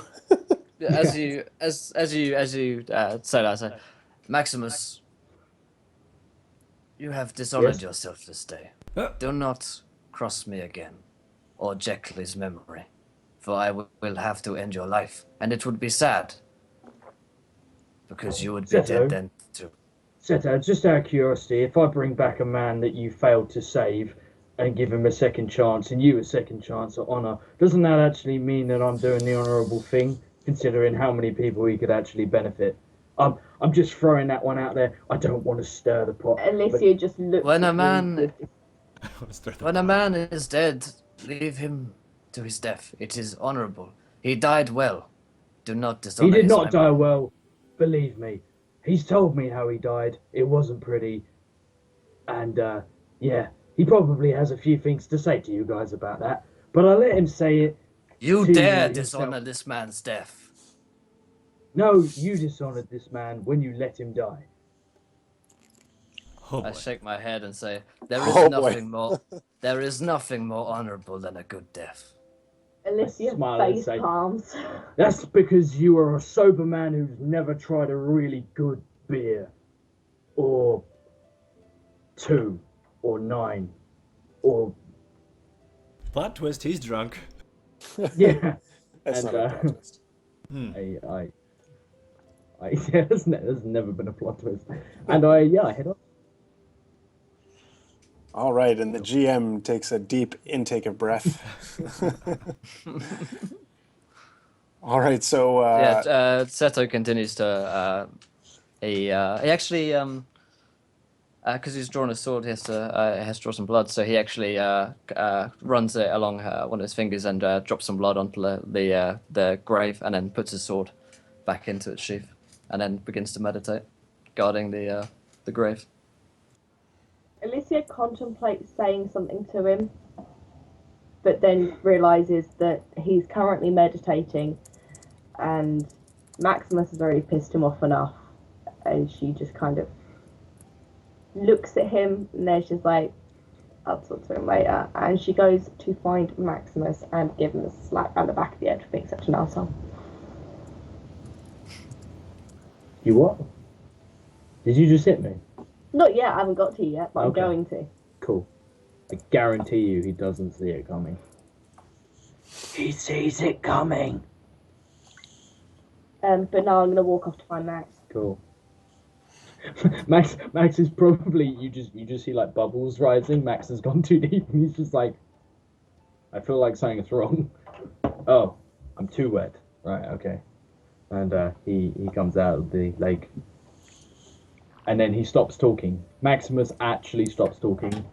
brilliant. 1 hour, 44 minutes later. He And drops, Paul hasn't done a thing. Maximus drops the mic and leaves. I feel really bad. It has been nearly 2 I know. hours and Claude's new character hasn't come in yet. Well, after you guys realize how Cord's character is going to be coming in, I don't know. It may be okay that he's sort of delaying it. We'll see. It could be fun. Cord knows a little bit about It's it. always fun. Well, yeah, once Alicia's kind of gets to Maximus and she realizes that he's drowning in the lake, she walks in and pulls him back out again. It's just like, I said, stop when your feet get wet. You didn't actually say that. You said, I found the lake and then you said sit down, and then I got deeper when I sat down. By the way, while that conversation is happening at the lake, endlessly, I'm sure. So Seto, you're going to be guarding the grave for the remainder of the evening doing your meditation there. Yeah. Yep. Sounds good. You cut your finger, drip some blood into the grave. Yeah, the little Chinese finger trap. Put the finger in there. You're going to put your bloody finger in the trap? Yeah. No. He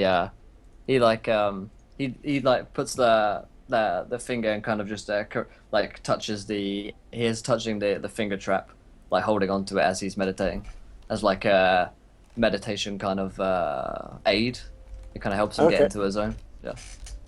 Yeah. Cord, I know we didn't talk about this before, and this sort of is restricted to your character yet. Jekli can talk to Seto after Seto puts his finger in the finger trap. What happened? I'm Jekli?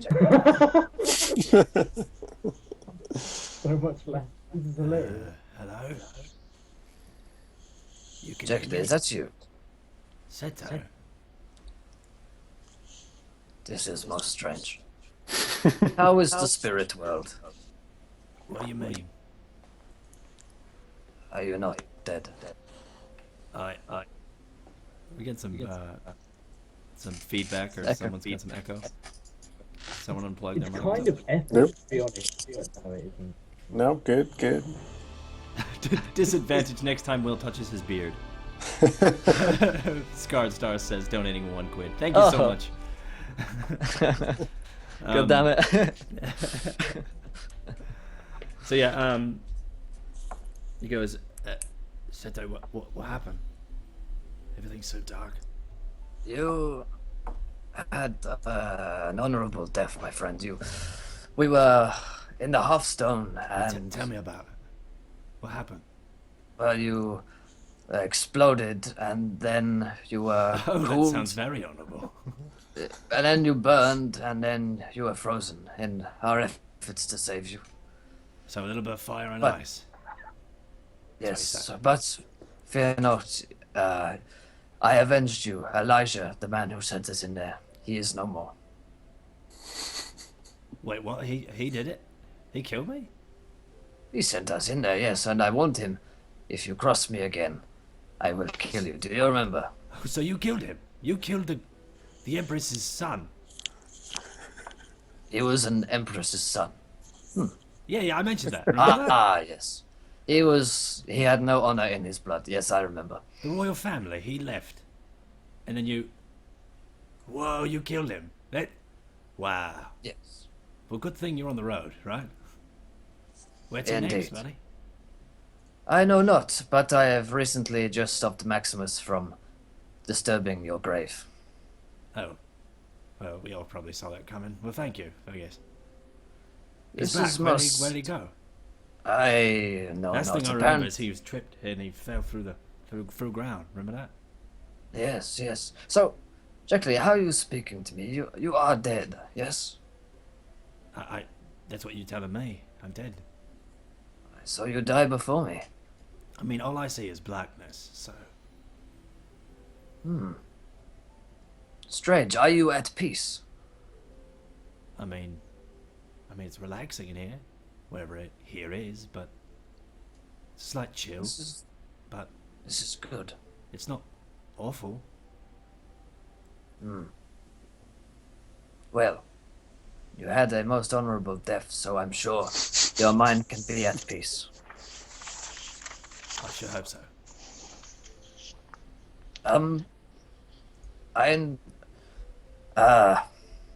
I wish to thank you for your friendship in life. Oh, of course, buddy. I mean, is talking to me giving you the willies? Yes, a little bit it is, yes. Right, good. Well, I guess let's touch your one thing. Funny. Well, I suppose when I meditate, I will speak with you if this continues. Surely, I'll be here, I guess. Good. This is most odd. I will have to get used to it.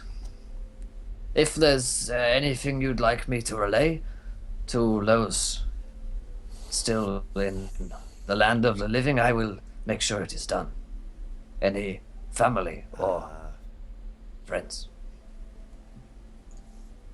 Tell Maximus one thing for me. Look out for the lady wearing purple. He'll know what I mean. Okay, I will do this. And then I'm Hear like, him giggle to himself. okay, and then I like have a long awkward silence, and then I'm like, well, goodbye for now, Jack Lee. Right, see ya. And I let go of the. Wait, My Seto. face. Oh, I hold on to it. Yes. Don't take too long, all right? I'll be here waiting. It's boring. Okay, I will be back next time I meditate. Right. And How often do you meditate? More often than I am sleeping. Right. I No, will be you back. hang up. No, shortly. you hang up. I like the idea that like Jet two, Li's designed three. it. Oh, you didn't hang up. Jet Li's designed it so he's put his finger in the finger trap. He's like, now you can never hang up. You can always talk to me. He's like, oh. Cool.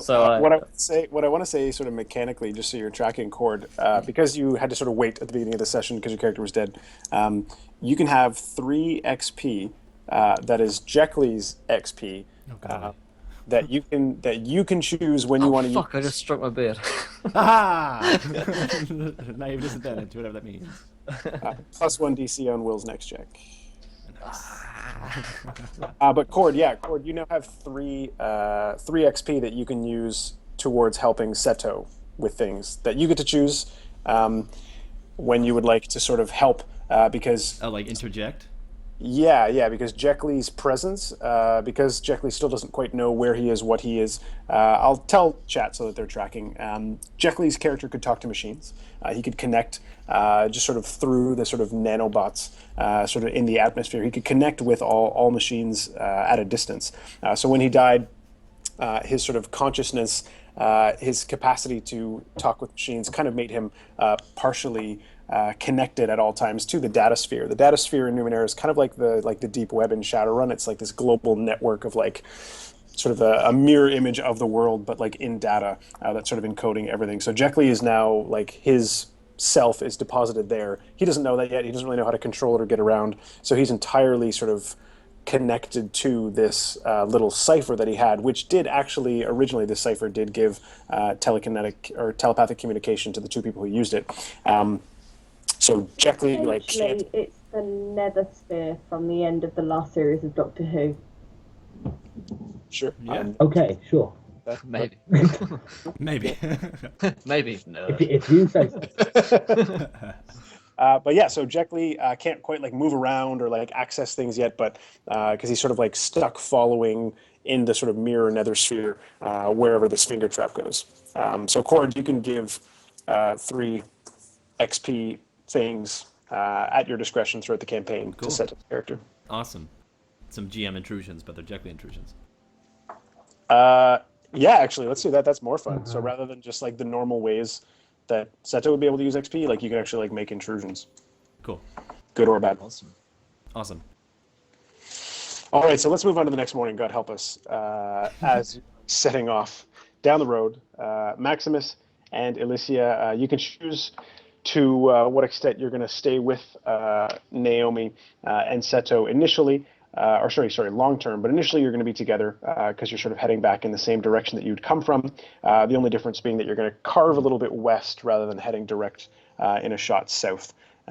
Naomi's heading to a particular hilltop from which she's able to see the Amber Monolith, which is sort of the large pillar that you set off from. She's heading to a sort of a high bluff where she can see that in the distance, as well as see, as far as she can towards the north. That's where she sort of ritually pours this water every year. She says it's going to be about 2 or 3 days to get there, and about halfway, you're going to be able to stop in at Ridge Claw, which she describes as a city that she always stops in en route. She doesn't give it too much of a description other than to say that it's a city built in a giant crater. So there's this huge crater, probably 1.5 miles across, that goes all the way down. And by all the way, I mean there's no visible sort of bottom to it from the top. And the city is actually built all along the sort of perimeter around the inside of this crater, sort of all on scaffolding kind of thing. So that'll be where you stop sort of for the evening, sort of en route. And the hope will be that you get there just before nightfall tonight. But while you guys are walking on the road, I need a perception check from everybody. Difficulty of this one is only going to be a 3 as a base. Yeah, So 19. that knocks it down to 1 for me, yeah? Yeah. Mm-hmm. I get a 10. Okay. 3, you said, yeah? Yep. Yeah, 19. All right, all 3 of you see what looks to be... Oh, wait. I have disadvantage. Oh, yeah. Or, Oh, yeah. Oh, so actually, yeah, we'll do it as disadvantage because that's an easier mechanic for chat. So just roll it again, and if it's worse, take that one. Alright, difficulty 3. Yep, it's worse. Goddamn. It's always Okay, so Seto does not see this, and you're going to have to come up with a reason why. But otherwise... He's gone blind. Called it. He went blind. Maximus and Alicia, you're going to see on the horizon, sort of coming, I guess, perpendicular towards you. So you're heading west, and I guess that would mean it's coming from the north going south, heading in a perpendicular sort of course to the direction you're going. You see what looks like a half-deflated hot air balloon is the best way I can describe it. It's kind of spherical. It's kind of bulbous. It's about the size of a hot air balloon, so it's pretty damn big. Josh, with Maximus is 19, you can tell that it's not just moving, but seems to have lots of little legs. And it looks like it's going to be sort of coming at a course with you, crossing the road. But you've got 2 or 3 minutes before that happens. And yeah, Seto, you'll have to have been doing something to have not seen this. Too busy stroking my beard. Evidently, yeah. The soul patch that goes down to your... I think every time No, Will that's bad, strokes his Dios. beard, you should get disadvantage. Say again, Why sir? would that? Every time I Every stroke my time beard, Will I get strokes his disadvantage. beard, you should get I'd be in disadvantage. perpetual disadvantage. Yeah, that's awful. You'd lose everything. Just lose the game. Thank God no one did that for my mustache. Yeah. Yeah, Okay, so I don't see Maximus anything, so is I'm not going doing. Maximus is going to drink large quantities of water, like conspicuously. Like he's going to start like necking water, like his water skin, and then pointing at this thing that's coming and keep drinking. Alicia kind of, she noticed I guess it, but she doesn't really do anything. Cool. I say right. Yep, and then he starts like hopping from foot to foot, and he's like, yep, that worked good. Right, jellyfish. Everyone line up here on you. What are you looking at? There's a giant jellyfish coming, and everyone knows if you get stung, I have to pee on you. Please, quick. We've not been stung by any jellyfish. We're on land. There are no jellyfish. Giant jellyfish. You can see it. It looks more like a hot air balloon. I hold up my water skin. I'm like, you can't see it. Oh god. Wait, actually, no, Josh, because Maximus is mad, you took the mad descriptor. I get to feed you fits of insight, as well as guide your erratic behavior. I forgot about the latter. That would have been an easy way to solve the sort of indefinite conversation over the corpse. But I'll keep that in mind for the future. But I get to feed you fits of insight. You know from a distance that this thing, you're not quite sure why it's so big. Or what in particular it is in this iteration of time, but you know that it's a lice. It's some form of lice. So you could maybe have these like weird thoughts of like needing to get your head shaved, or like weird shampoo that burns a little bit, having to do all the sheets, stuff like that. Yeah. No, I pointed into it. And I'm like, right, it's okay. Maximus has to pee, so Maximus turns around and now like pees. He like demands everyone stop, and he's peeing at the side of like this trail. And he's just like, right, so as I'm, that's good. Yep. As I was saying, I just shake my leg. Cool. So does anyone have like we need a search party to comb the area, or we need a comb? It's a lice. There's a giant lice. Do I now see this now that I see it being pointed towards me? Yeah. I mean, like you could not miss the commotion that Maximus is making. Yeah. How far away? It's probably about it's at the edge of what I would say the long distance, so just inside of 100 feet. Okay. Yeah, Seto comes to the forefront of the group. And I say, anyone who is not prepared to fight, stand back in case it is dangerous. Naomi will like shuffle backwards on her crutch. Appears to be some form of a large insect. It looks like if you pop it, it'll just explode. Why don't you just throw something at it? Why would we attack a creature like this? Plus, If I'm in the it's a middle of lice, peeing. it's quite likely to, drain our blood. That's a Especially tick. being that big. You're thinking of a tick or a leech. No, lice drink blood too. Oh God. One should not mindlessly kill the creatures in this world. Okay. Let us see what nature it is If of. it attacks us, just throw something at it and watch all the blood splat out the side. I hold up my water skin, look at it thoughtfully, just think, Jesus, I'm agreeing with Seto. This is worrying me. Seto's right. I can't believe I'm saying this, but Seto is actually right. He's saying logical things or things of logic. We shouldn't attack it because that's just fucking stupid. Imagine by this time it's like much closer. Yeah, By the it's time just like Maximus- it's not moving very quickly. It's just kind of lumbering its way across the plains. How far from the? How far from the city are we? You're hoping we'll say it's probably just after noon. It's probably 1-2 o'clock. You're hoping it'll be really tight, but you're hoping to get to the city of Ridgeclaw before dark. So, Okay. Let's start following this thing. yeah, that thing over there. Is there anyone riding that? You can make another perception check if you like, sort of looking more closely. Absolutely making a perception check. Still a 3? Cord, what might be emanating or going on around potentially inside of this thing? So on the side of this, Yeah, let's push pause on the perception check. And Cord, you can describe your character, describe maybe the last couple days, how your character ended up where they are. okay.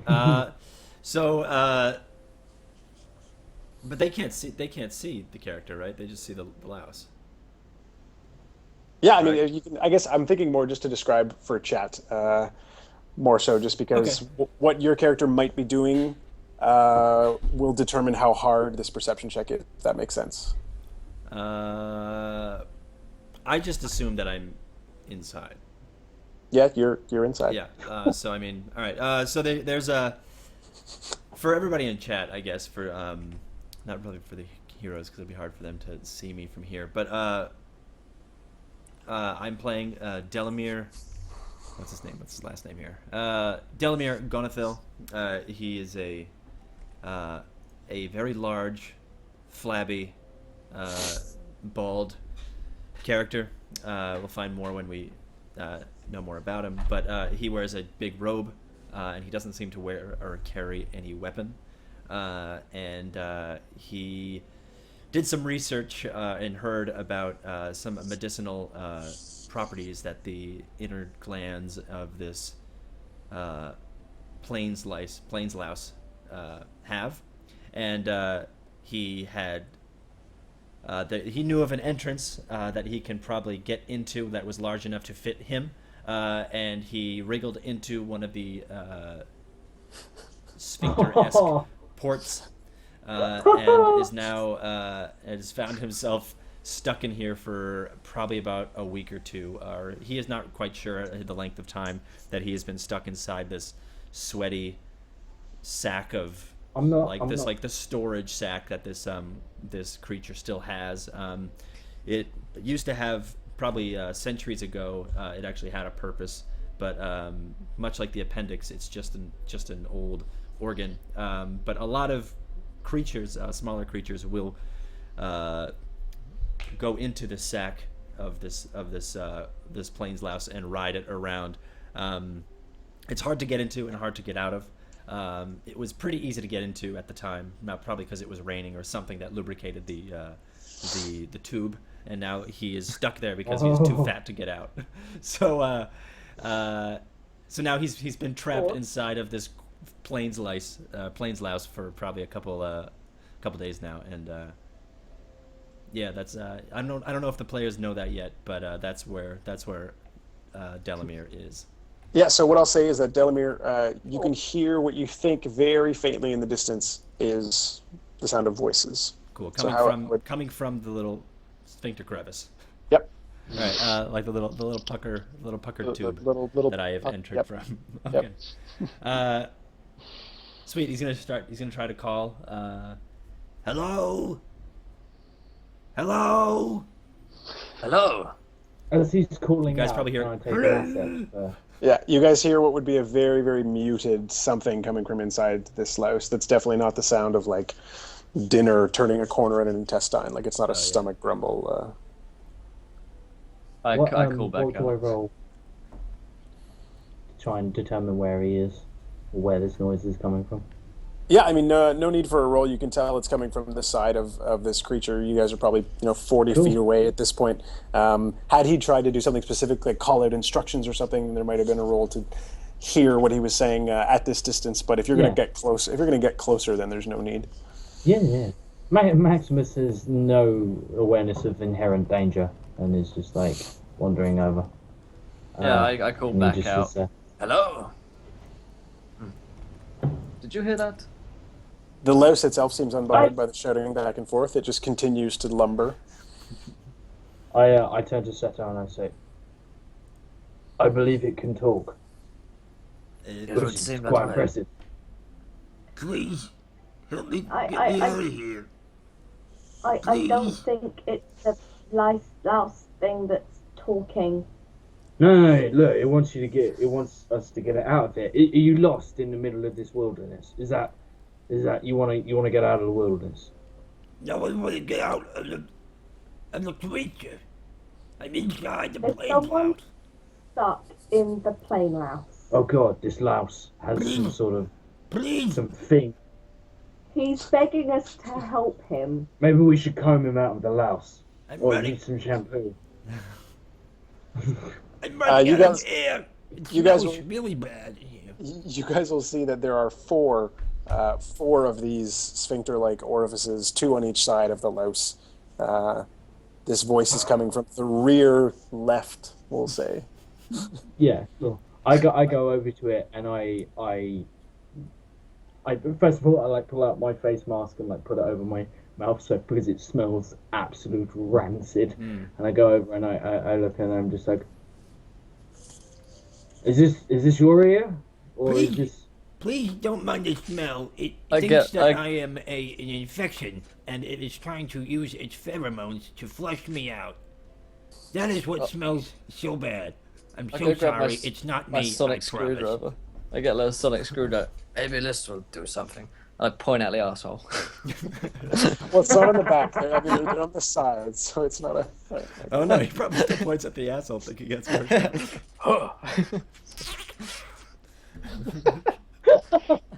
Okay, the sonic screwdriver. I'm trying to think of like what this Does would it look vibrate? like. Does it vibrate? Like it's got to be more than just a screwdriver, so it's got to be like energized and like. It looks vibrating. like Dr. It's a Sonic plasma screwdriver. hammer. It's not a sonic screwdriver. Oh my god! How can I make this? How can I make this less phallic somehow, but still be worthy of being called an It's a artifact? donger. Hold the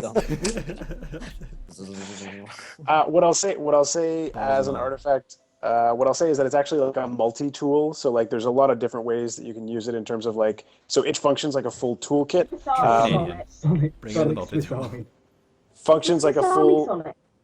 Functions like a full multi-tool, but like even to the point of being able to do like like substantial like underwater welding and stuff. Like it's like Center doesn't know how to use all the different like features on it yet, but it's like the multi-purpose everything tool. And all you know is like the one setting, which we'll say is like the like spaceship welding setting, which is what makes it that sort of medium weapon that has this kind of like small little torch that you can poke with. Interesting. How's that sound? So you're gonna poke Sorry, the Sonic. you're gonna poke the sphincter with the blue flame torch. Yeah, definitely. I'd pay attention to whatever the hell this thing is that's just appeared in your hand. Okay, everybody make a speed defense roll, please. Difficulty is going to be a 6 as the base. including Dolomir? Dolomir does not have to. Okay. Oh, do you wanna do yours? Speed defense, and that's a 6. Yeah. Would perception have anything to do with seeing this coming? No. No. Hey, I success. tried. I got a failure. Cool. I will try mine. Can I use my anticipation? Nope. I can't. When you're use that when in you're this. reacting to stuff, you can't use it, but you can proactively use anticipation. Cool, fantastic. In which case I'll spend 3 to lower it to a 5. Okay. Yeah, should have spent 6. Okay. Elysia and Maximus, you are both going to take a whopping 6 damage as this louse immediately just sort of like leaps and sort of swings and flies back and forth. So it kind of just does like a hop, but in doing the hop, it kind of does a wiggle. So like a hop wiggle, and you both get wiggle. sort of you both just get like bopped and like thrown back 20 feet and like roll around on the ground. Keep in mind, you guys are still in the cloud crystal field, so there's like floating shards of crystal and like sharp shards of purple stuff everywhere. So that's where the majority of the damage is coming from, is getting thrust backwards and thrown onto the ground. But you did take quite a knock the wind out of you as you got blasted by this thing.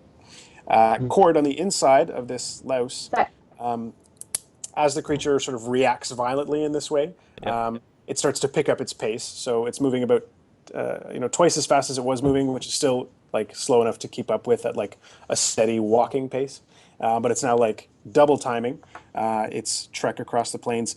But sorry, Cord, what's your character's name again? I forgot to write it down. Delamere. Delamere. Delamere, you're going to notice that the sort of chamber that you're in is starting to sort of like fill with a fluid. So this fluid is sort of like excreting There from the it is. walls, and it's just like it's filling with a fluid that smells worse than this chamber So smelled it's fluid. even before. Oh my god. Oh jeez. It's getting real bad in here. Oh boy. So he's gonna start clawing at the sphincter hole. But while he's clawing at it, he's actually going to use sculpt flesh, and he's going to actually turn his flappy fingers, which are actually 12-inch tentacles, he's going to turn them into claws, and he's going to start actually digging, like probably a cat would scratching at a door. I know that so well. But yeah, he's going to be like, he's going to be doing that, be like, oh boy, oh boy, oh boy. Okay, describe to chat. Take a second. Describe Yeah. to chat A, the ability sculpt flesh that you just used, and Sure. B, why does Delamere not have normal hands? Exactly. Delamere is actually a mutant. He is his background is we'll figure that out. But yeah, he is a mutant. He's got one of his, I think it's a descriptive mutation. You could choose whether to have like 2 descriptive mutations. No, you could choose to have 2 beneficial mutations, or you could take a harmful mutation, a powerful mutation, and then a descriptive. Or a powerful and a descriptive as well as a harmful. So I did that, and then one of my descriptives, or one of my mutations, told me to do a descriptive. So now I've got like a butt ton of mutations. One of them happens to be, one of them happens to be a butt ton. I weigh a butt ton. So I am the living flesh of a butt ton. I have tendrils instead of fingers. 12-inch tendrils. 12-inch tendrils. They're 12 inches. Yeah, it's not just like regular. It's not just like regular fingers. They're like a foot long, grody tentacle fingers. But I also have sculpt flesh because I work miracles, and that to me is a miracle. And I can change. I can make my my hands into like weapons for. I forgot to write down. I think it's 2, but I'll look it up in a second. How many intel points? So it could be 3. Intel points, and I could have a medium weapon pretty much. So it does 4 damage, like clawing, grody flesh damage. So that's what he's gonna do in this. He's just gonna try to like focus, and like the tentacle fingers just like get really rigid, and they bend slightly. Yep, and they bend slightly at the well, lack of a better word, tip, and then he's just going to start start clawing these 12-inch talons. Okay, I'm really glad you're clawing, because like, had you tried to just use your tendrils, that might have looked really gross from the other side. Just these, Okay. I'm trying to dig through. Do you see my fingers? We see something. Oh, okay. Okay, so Seto, you're the only one who didn't get like knocked back from this thing. So we're not really in initiative, but we are in sort of a time-sensitive situation here. So we'll sort of take turns one at a time. Jekli's sort of Delamere's initial turn is to sculpt flesh, turn his tentacles into claws and start digging. You are able to sort of like carve through a little bit, so you are starting to dig. The sort of muscle tissues around this entrance like immediately start contracting and flexing, making it like harder to claw through, but also a much sort of tighter entranceway. So it's going to get harder and harder to do this. Also, the room is still flooding slowly, and you can hear the other effects that are in this chamber, because Myth didn't say so, but each of these chambers has the chance to have things in it, given that other characters actually use them for things. So the chamber that Delamere's in actually has like a chair, like a little stool, like a stool for sitting. So someone like clearly used this creature to sort of hitch a ride. So there's like a small amount of furniture in this like bedroom-sized chamber inside this hot air balloon louse. So you can hear this in here. The mini fridge is run dry. But the fluid that's starting to flood this room is sizzling. It's actually burning into the sort of the base of the stool. So it's acidic, whatever's flushing you out. So we will let Seto take his round.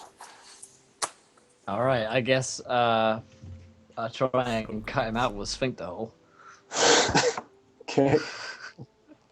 I get my sword, and I'm gonna use chop, which is a new skill I have, which costs 2 might. I have -1 on my attack roll, but it's +3 damage.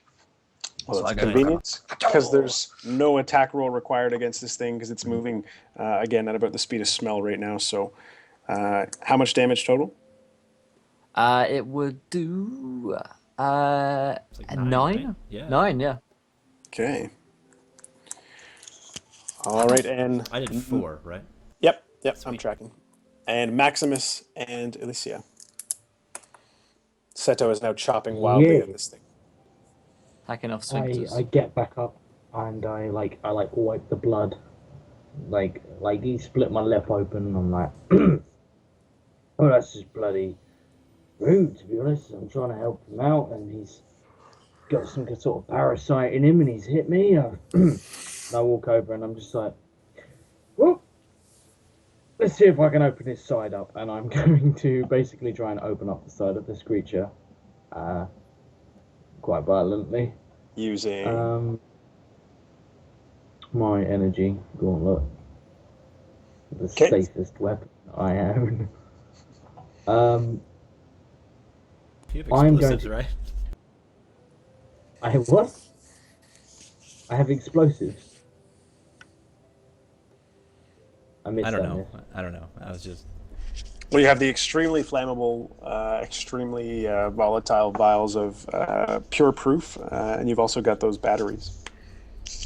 I do indeed. I just for now, just for the first attack, I'm gonna. Yeah, we've only got like a little while left, and my intellect pool is still maxed. So I'm going to. No, it isn't because I dropped 2. So I'm going to use 2 lots of. I need to drop it down. You've got 2 edge, so it only costs 1 per level you drop down. Is that true?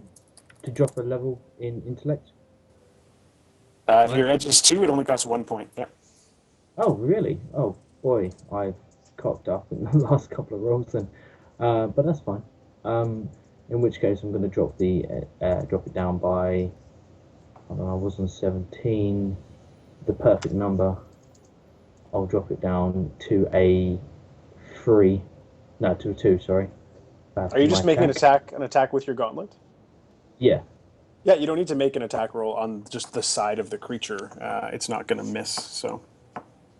Okay, right. Well, I'm basically going to try and rip a hole in the side of it, almost like a doorway, essentially. Like I just want to it's probably like a fusion cutter, like just trying to cut out a big circle, but it's probably just it's like a lot more vicious, like a small black hole, like 2 miniaturized black holes, and it's just tearing stuff away.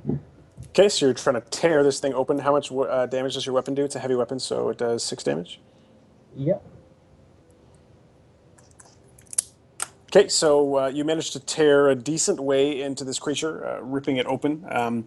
Not quite enough to fully get through. You can now sort of see the sort of, oh, this is super gross. I apologize to chat.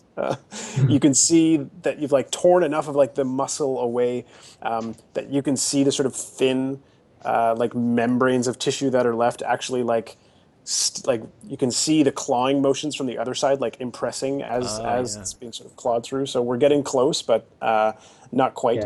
Yeah. So all of this damage is going to cause. I look apologetically towards this Louston. I'm like, we'll have this thing at you in just a sec. All right, and Alicia. I go full flame. I click my fingers, and the membrane that's left, I just kind of walk towards with my hand, engulfed in flames, and I just put my hand against it, and the flames kind of spread. Are you wanting to use the new hurl flame ability, or just the static? Because I think hurl flame does. Okay.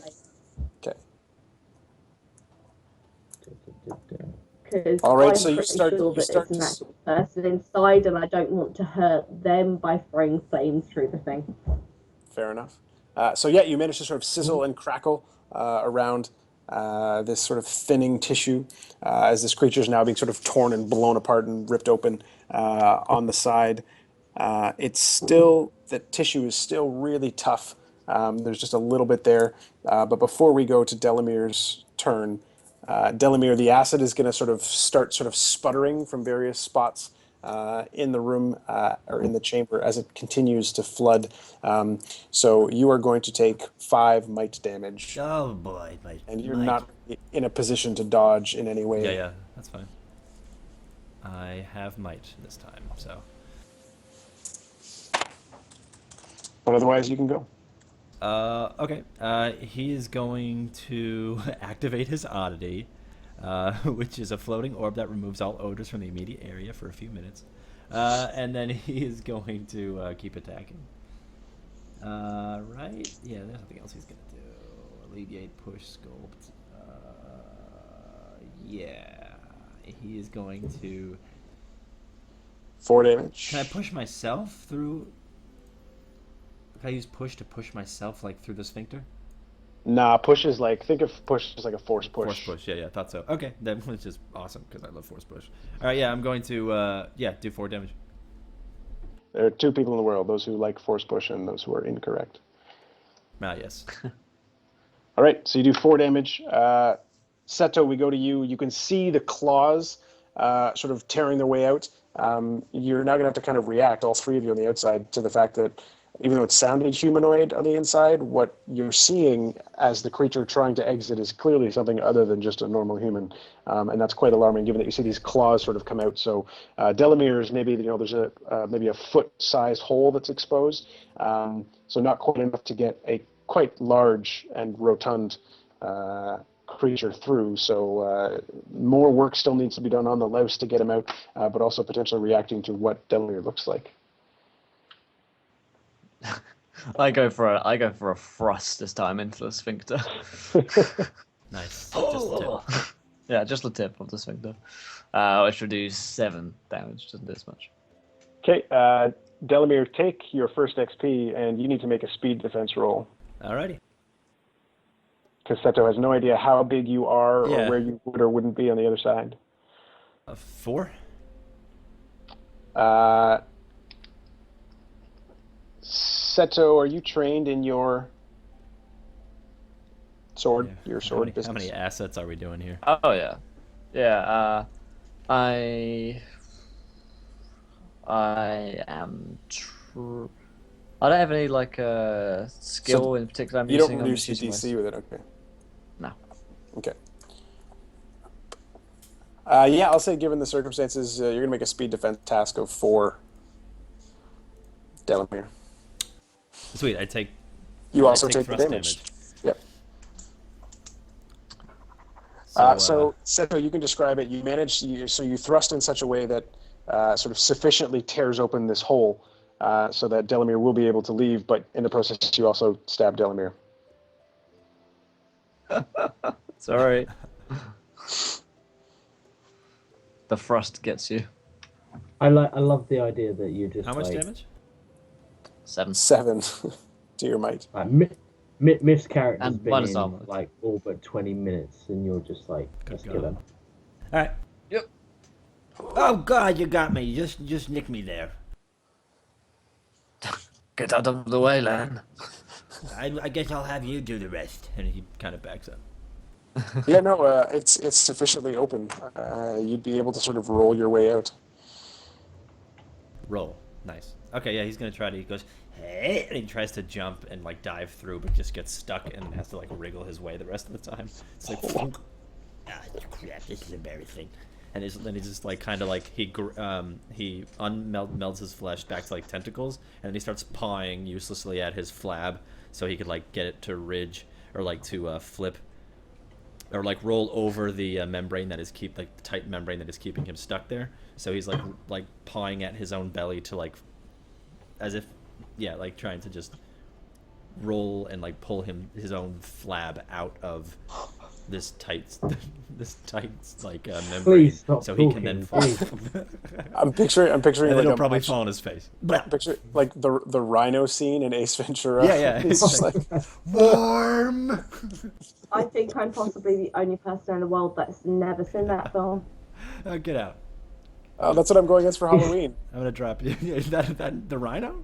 No, I'm going as when he in Pet Detective when he pretends to be handicapped and obsessed with football with the pink tutu, That is awesome. and then Tabletop- my girlfriend's going as a dolphin. So That's great. Tabletop Gamer, thank you so much for the follow. Tabletop Gamer 1060. Or not the follow, I'm sorry. The Host, host, yeah. buddy. Thank you. He fell out the other day. Cool. You fall out then. I'm put my fall right out. Yeah. sword back in. Oh my What God. are you? Thanks, guys, so much. That was. I bow to you. My name is Seto Yeshua. Hi. I am Delamere Gonasel.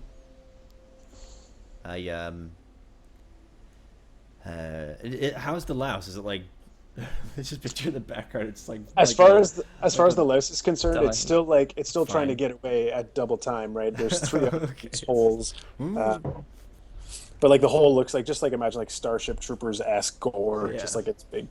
Yeah. Cool. I was just like picturing like a crashing helicopter in the background, just like, "Hi, I'm Delamere." Rico. Exactly. So yeah, he's just I'm Delamere. Who are you? You're Seto. Nice to meet you. Who are these two? And he like pokes at, like, you guys see he lifts up like two fingers as if he's like trying to point at you, but just like these tentacles flap in the wind as he's like, and it's just gross. Maximus doesn't seem remotely phased, like not even slightly, as if you are the most normal looking person he's ever come across, and he's just like, he even reaches out a hand for shaking, and he's just like, "My name is Maximus." I feel like there's a whole quote that goes with that, but never mind.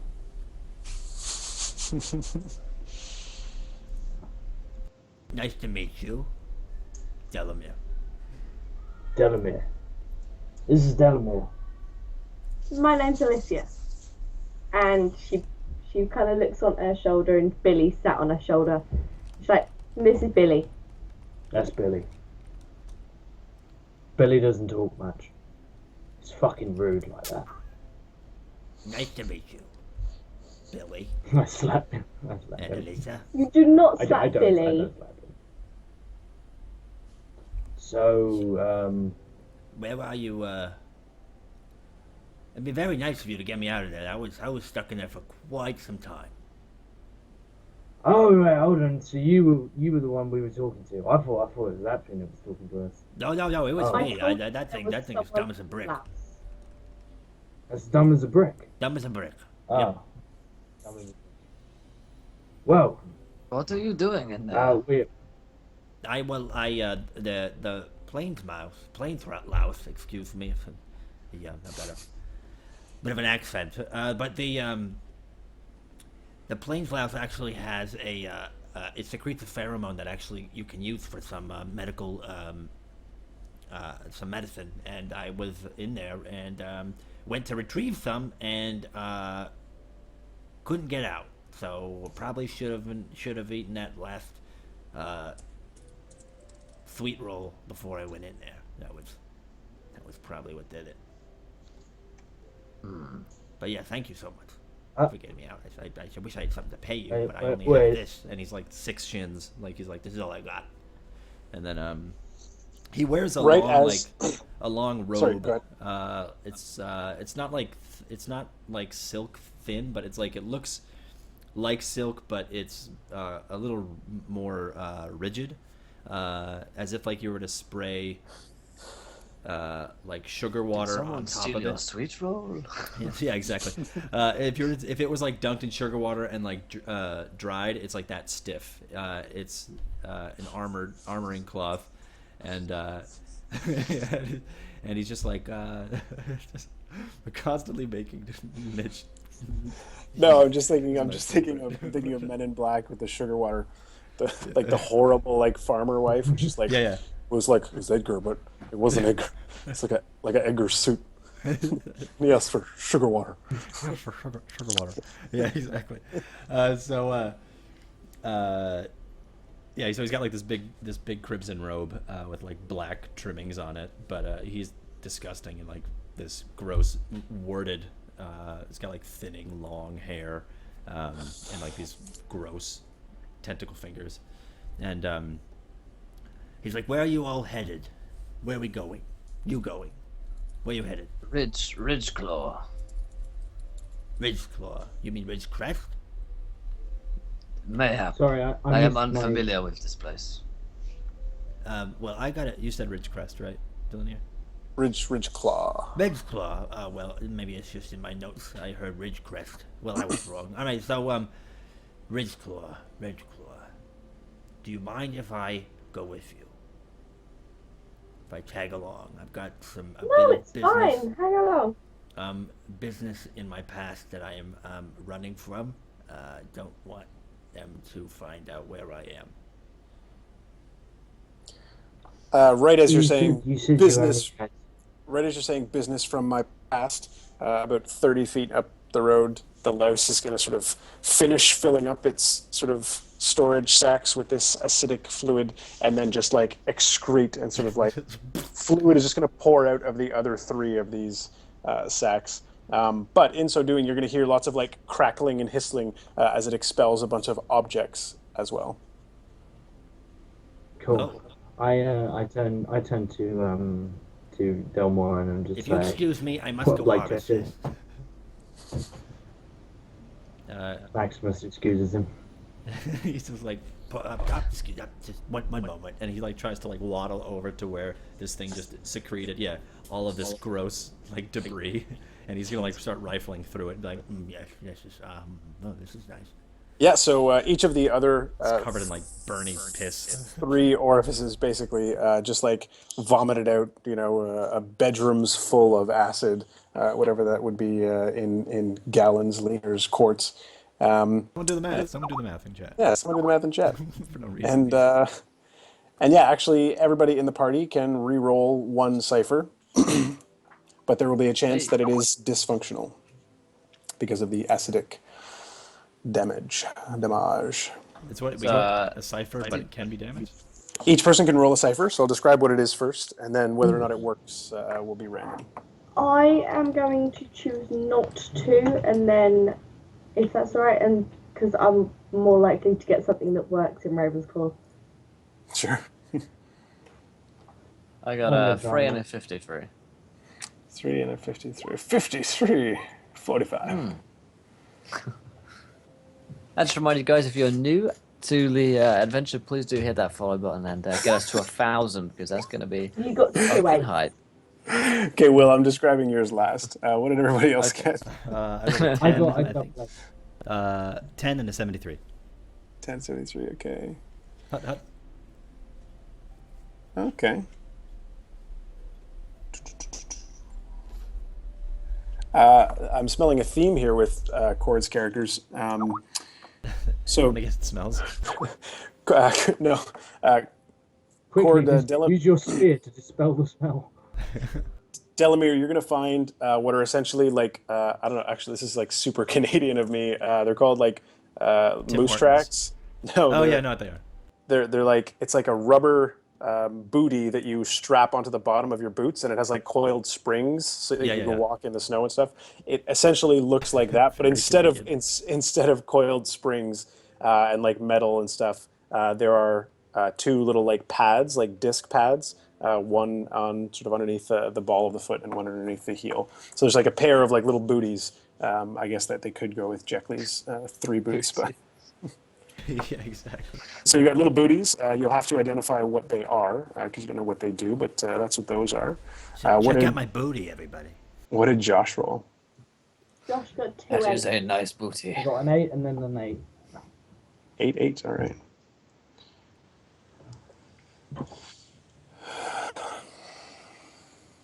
Rubber boots.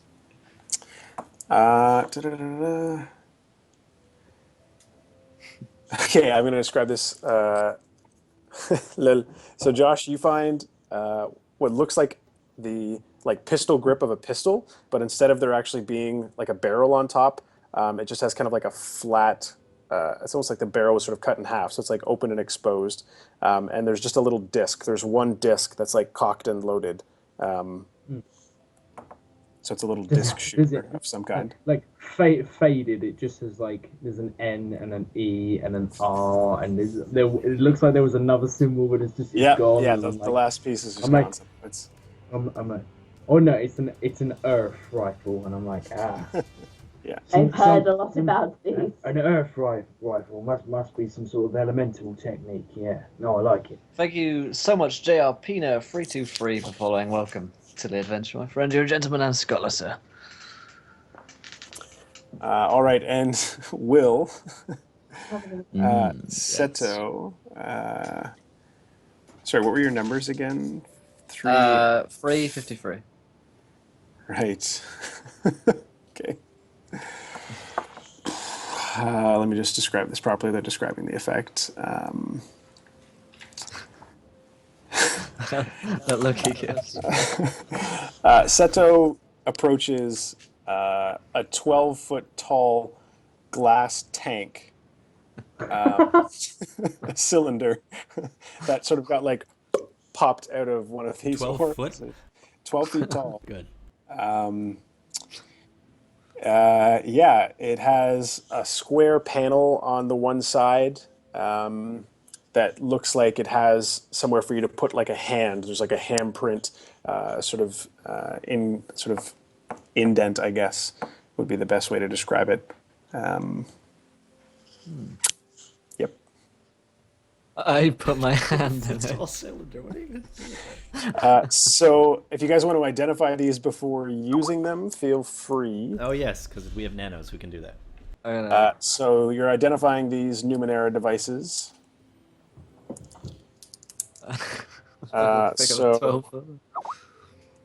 Seto, yours is going to be a DC 10 to identify, which means you need a 30 to know what this does. Impossible. What if I roll that 20? Would that do it? It's still impossible. Basically, like because the DC is 10, you need a 30. You need to like have sufficient things to reduce the DC. The disc shooter is only a DC 4, and the little booties are a DC 4. And you're trained in identifying Numenera, aren't you, Josh? I just put my hand where the hand thing is. I'm trained. Okay, I'll describe what happens to you. If I'm trained, does that give me 2 reduction? Trained gives you 1, specialized would give you 2. Okay. It was So he doesn't have a 3, clue. He's like, Cool, I'll just- sends me into orbit. reduce it to 2 with special thingy. 16. Okay, so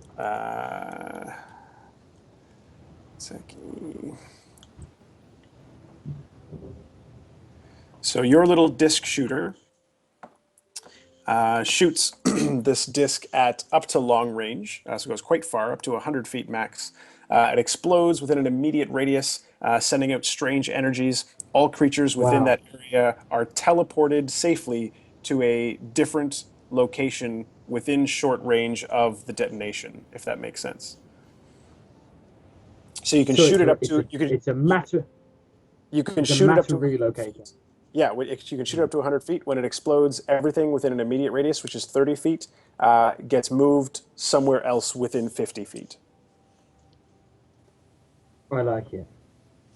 Do they arrive together or do they arrive separately? I would say they would all just kind of get swallowed and then pop at once. Cool. So think of it like a 30-foot envelope just goes and then drops them somewhere else within 50 feet randomly. Okay. What happens when I touch this? Tell me now. So, Seto, when you put your hand Bye-bye, Seto. onto the handprint, My home planet needs me. Seto mortar.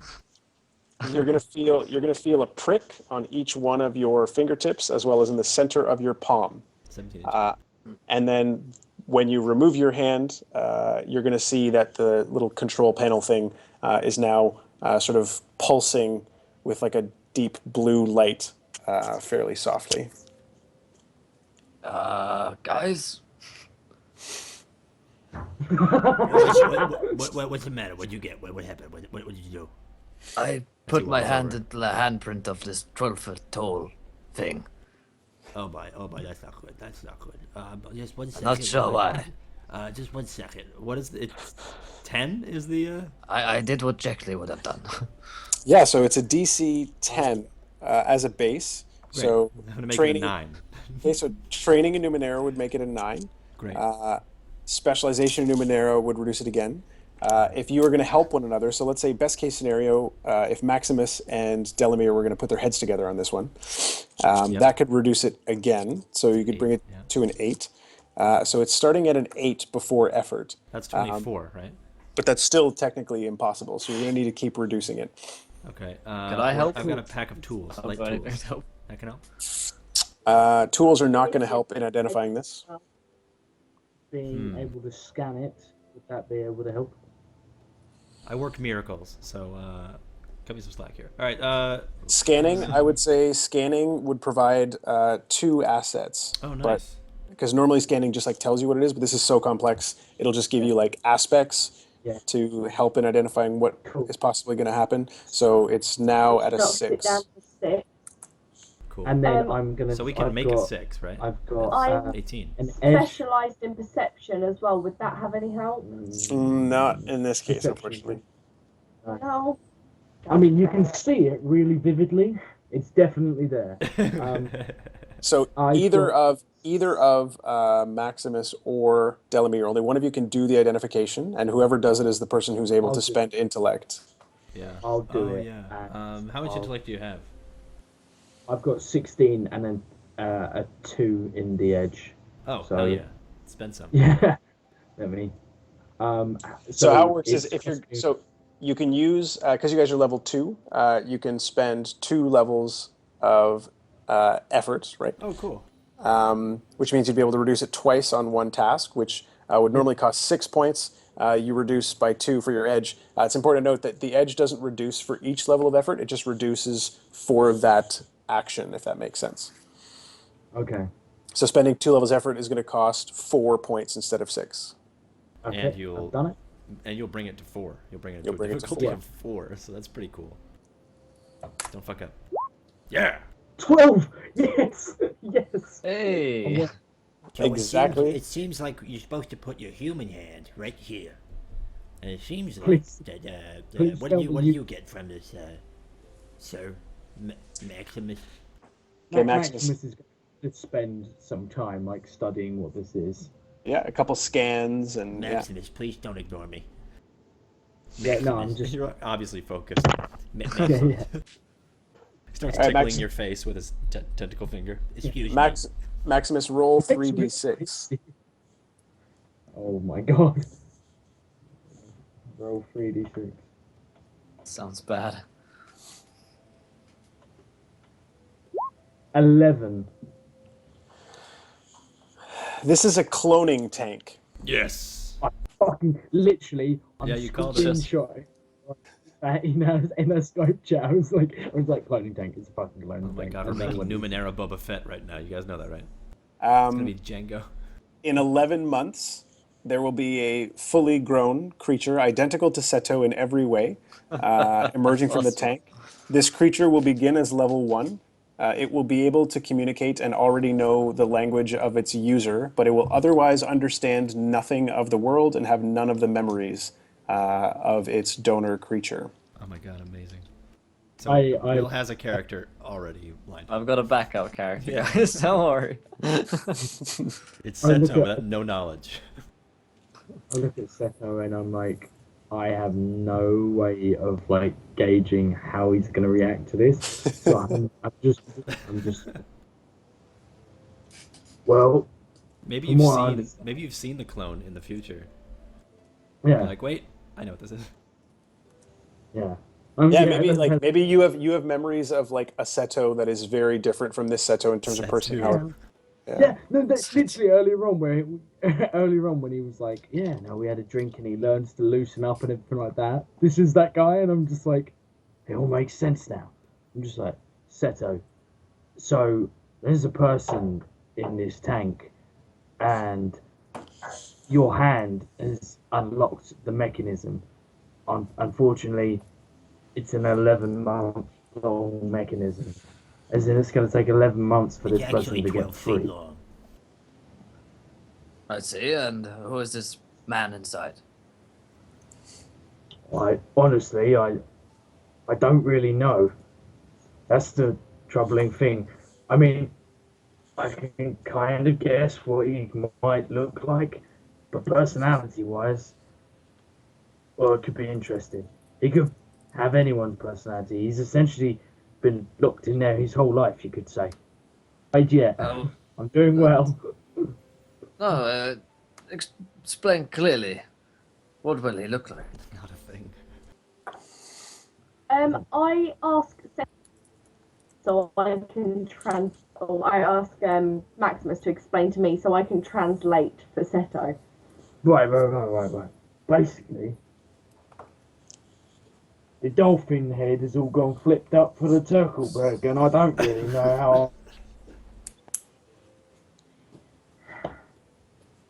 Alicia turns to Seto. It's like, have you heard of cloning? Chris's mind is blown when he's like, "That's actually what I meant." Basically, when you put your hand on the handprint, it set off a. Did you feel a prick? I point, like something stabbing you. It's basically taken a little bit of your blood and it's going to copy it and make a little version of you. No, that's not exactly true. Basically, it's making another one of your body. Except this one isn't going to have your mind, it's going to have its own mind. So essentially, it'll be you, but without any of the knowledge. Imagine. So you're saying there's a little baby inside there?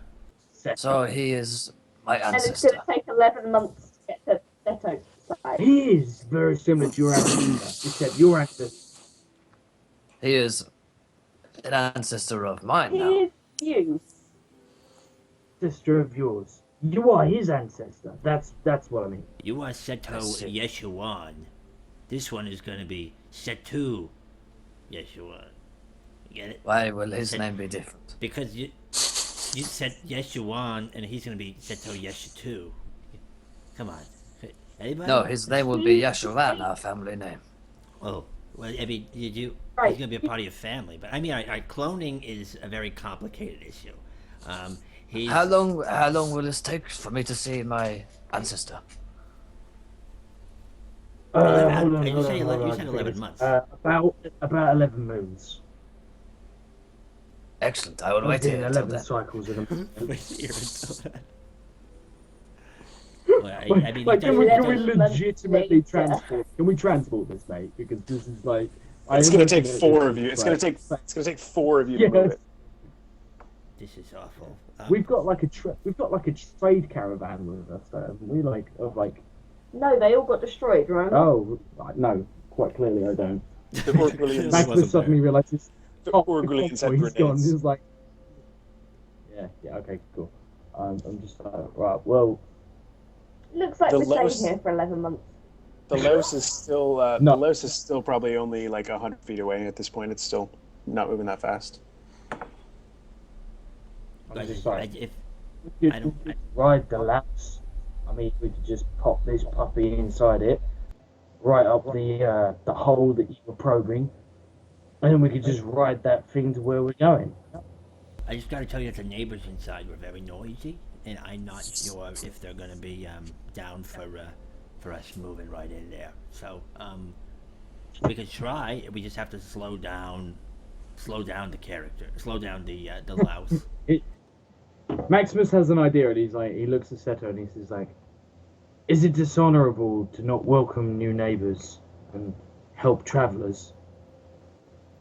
Yes. I look at them all, and I'm just like, "We won't have a problem, mate." I'm just like, I'm like already thinking like, these lodgers. Cool. So yeah, Seto like goes like he's like, I'll stay here, and he's like, oh, we can move it, and then he like grabs it. Come on. I'm like watching you, like waiting for you to actually ask for my help. Suddenly he starts whistling. She wraps Billy up and she's holding him like a baby. She's like, I've got a kid to look after. Can't do it. Sorry. Fine. I shall wait here then. No, but, And I- so we have 11 months of just waiting. I wasn't there for a long time, so I'd actually probably take my chances back in the sphincter butt. I stand in front of it. It's not its butt. It's not a butt. I'm just like I can guarding this imagine thing. like the louse. Dorsal. Like, it's not my butt. I swear. It's not a butt. I relent. I turn to Alicia and I'm just like, right, grab one of the tubey bit, the specific that bit, the bit that's like the tube. You, I have a baby. I literally Yeah, just like that. And I'm just like, cool. Can Billy fly yet? Mitch, can He's Billy getting there. fly? He's making He's progress. like done a like, couple I like hobbles, or like he gets a bit of ground. I and imagine, then, I shoo him and he like flutters. And I'm just like, we're not going far, are we? But just help us carry this thing. If Billy dies, it's your fault. But as recompense, You're not cloning Billy. oh no. Although that would be a great food source. No. No, please and something. Long cook time. Oh, we could. Yeah. And then I she call it turns to Seto, and she's like, Cord, I'd call it marinating. Yeah. There's a little bird in the Alicia oven. turns to Seto. Oh, God. Well, it's going to take 11 months for your double copy My ancestor, thing yes. to be Brother, son, ancestor. your ancestor to be ready. Couldn't we Yes. just go and then come back and stay for the last couple of months while it's finishing off? I cannot leave my ancestor. Mitch, you still there? Yeah. I'm just Oh, like, your I'm cam just like, turned off. you quite you quite them There we go. tube, and I just pick up a random tube off the floor. I ignore you and I find someone who's infinitely more helpful than you, which is probably anyone. Literally, I probably find a corpse that was shat out of the dead louse and find that because that's more helpful than you. And and we pick over to the louse. Okay, so you're carrying the tube Yeah, over to the and I'm left. So it takes two of us to do Yeah, it? and I'm just like, I know. I imagine it takes like a few of us. Yeah, I mean, Yeah. three. I'll say three of And, you. Alicia carry. just walking There's no body behind, in it so- yet. There's just a bunch of cells in it right now. So Yeah. Alicia's just walking behind, carrying stuff back up that thing's ass. Pretty much. Oh, yeah, never mind. Have fun. Cool. And Alicia turns towards the city because she's like, I don't want to have anything to do with this. I just yell over my shoulder. Good luck on your own, dying in the wilderness. GG. I'll And be then- there in a couple of hours. There'll be a beer sitting for you on the bar. I like beer. So is the And, plan yeah. plan to stuff the tube back into the louse? I'm not going back into the louse, Yeah. guys. I had we all know what happens what Come, happens we when I bring go this in here now. Silence. You could go in, yeah. I'll just ride on the outside or something, but I'm not going in. Seto's just like, he'll just bully people into like moving this thing in here. So, come on. Okay, now just are wait. you guys going to go Oh, in yeah. with it, or are we following this thing? What's the plan after the? I'll say you can easily get the tube into the louse. Getting into these orify seems easier than getting out. Horrifying. Now, I make sort it of go. say to Seto, like, you had a stabby implement of the torchy thing. Like, what was that thing? My sword, yes. I'm gonna follow it. I have to study Yeah. what the louse eats and its behavioral patterns and Can what you make it nutrients move? It can get. Yeah, you just wait, and then it moves. I said to Seto, what was that thing that you had that you were waving around at the back there? Some sort of light. Oh, this. I bring out the screwdriver. I found this.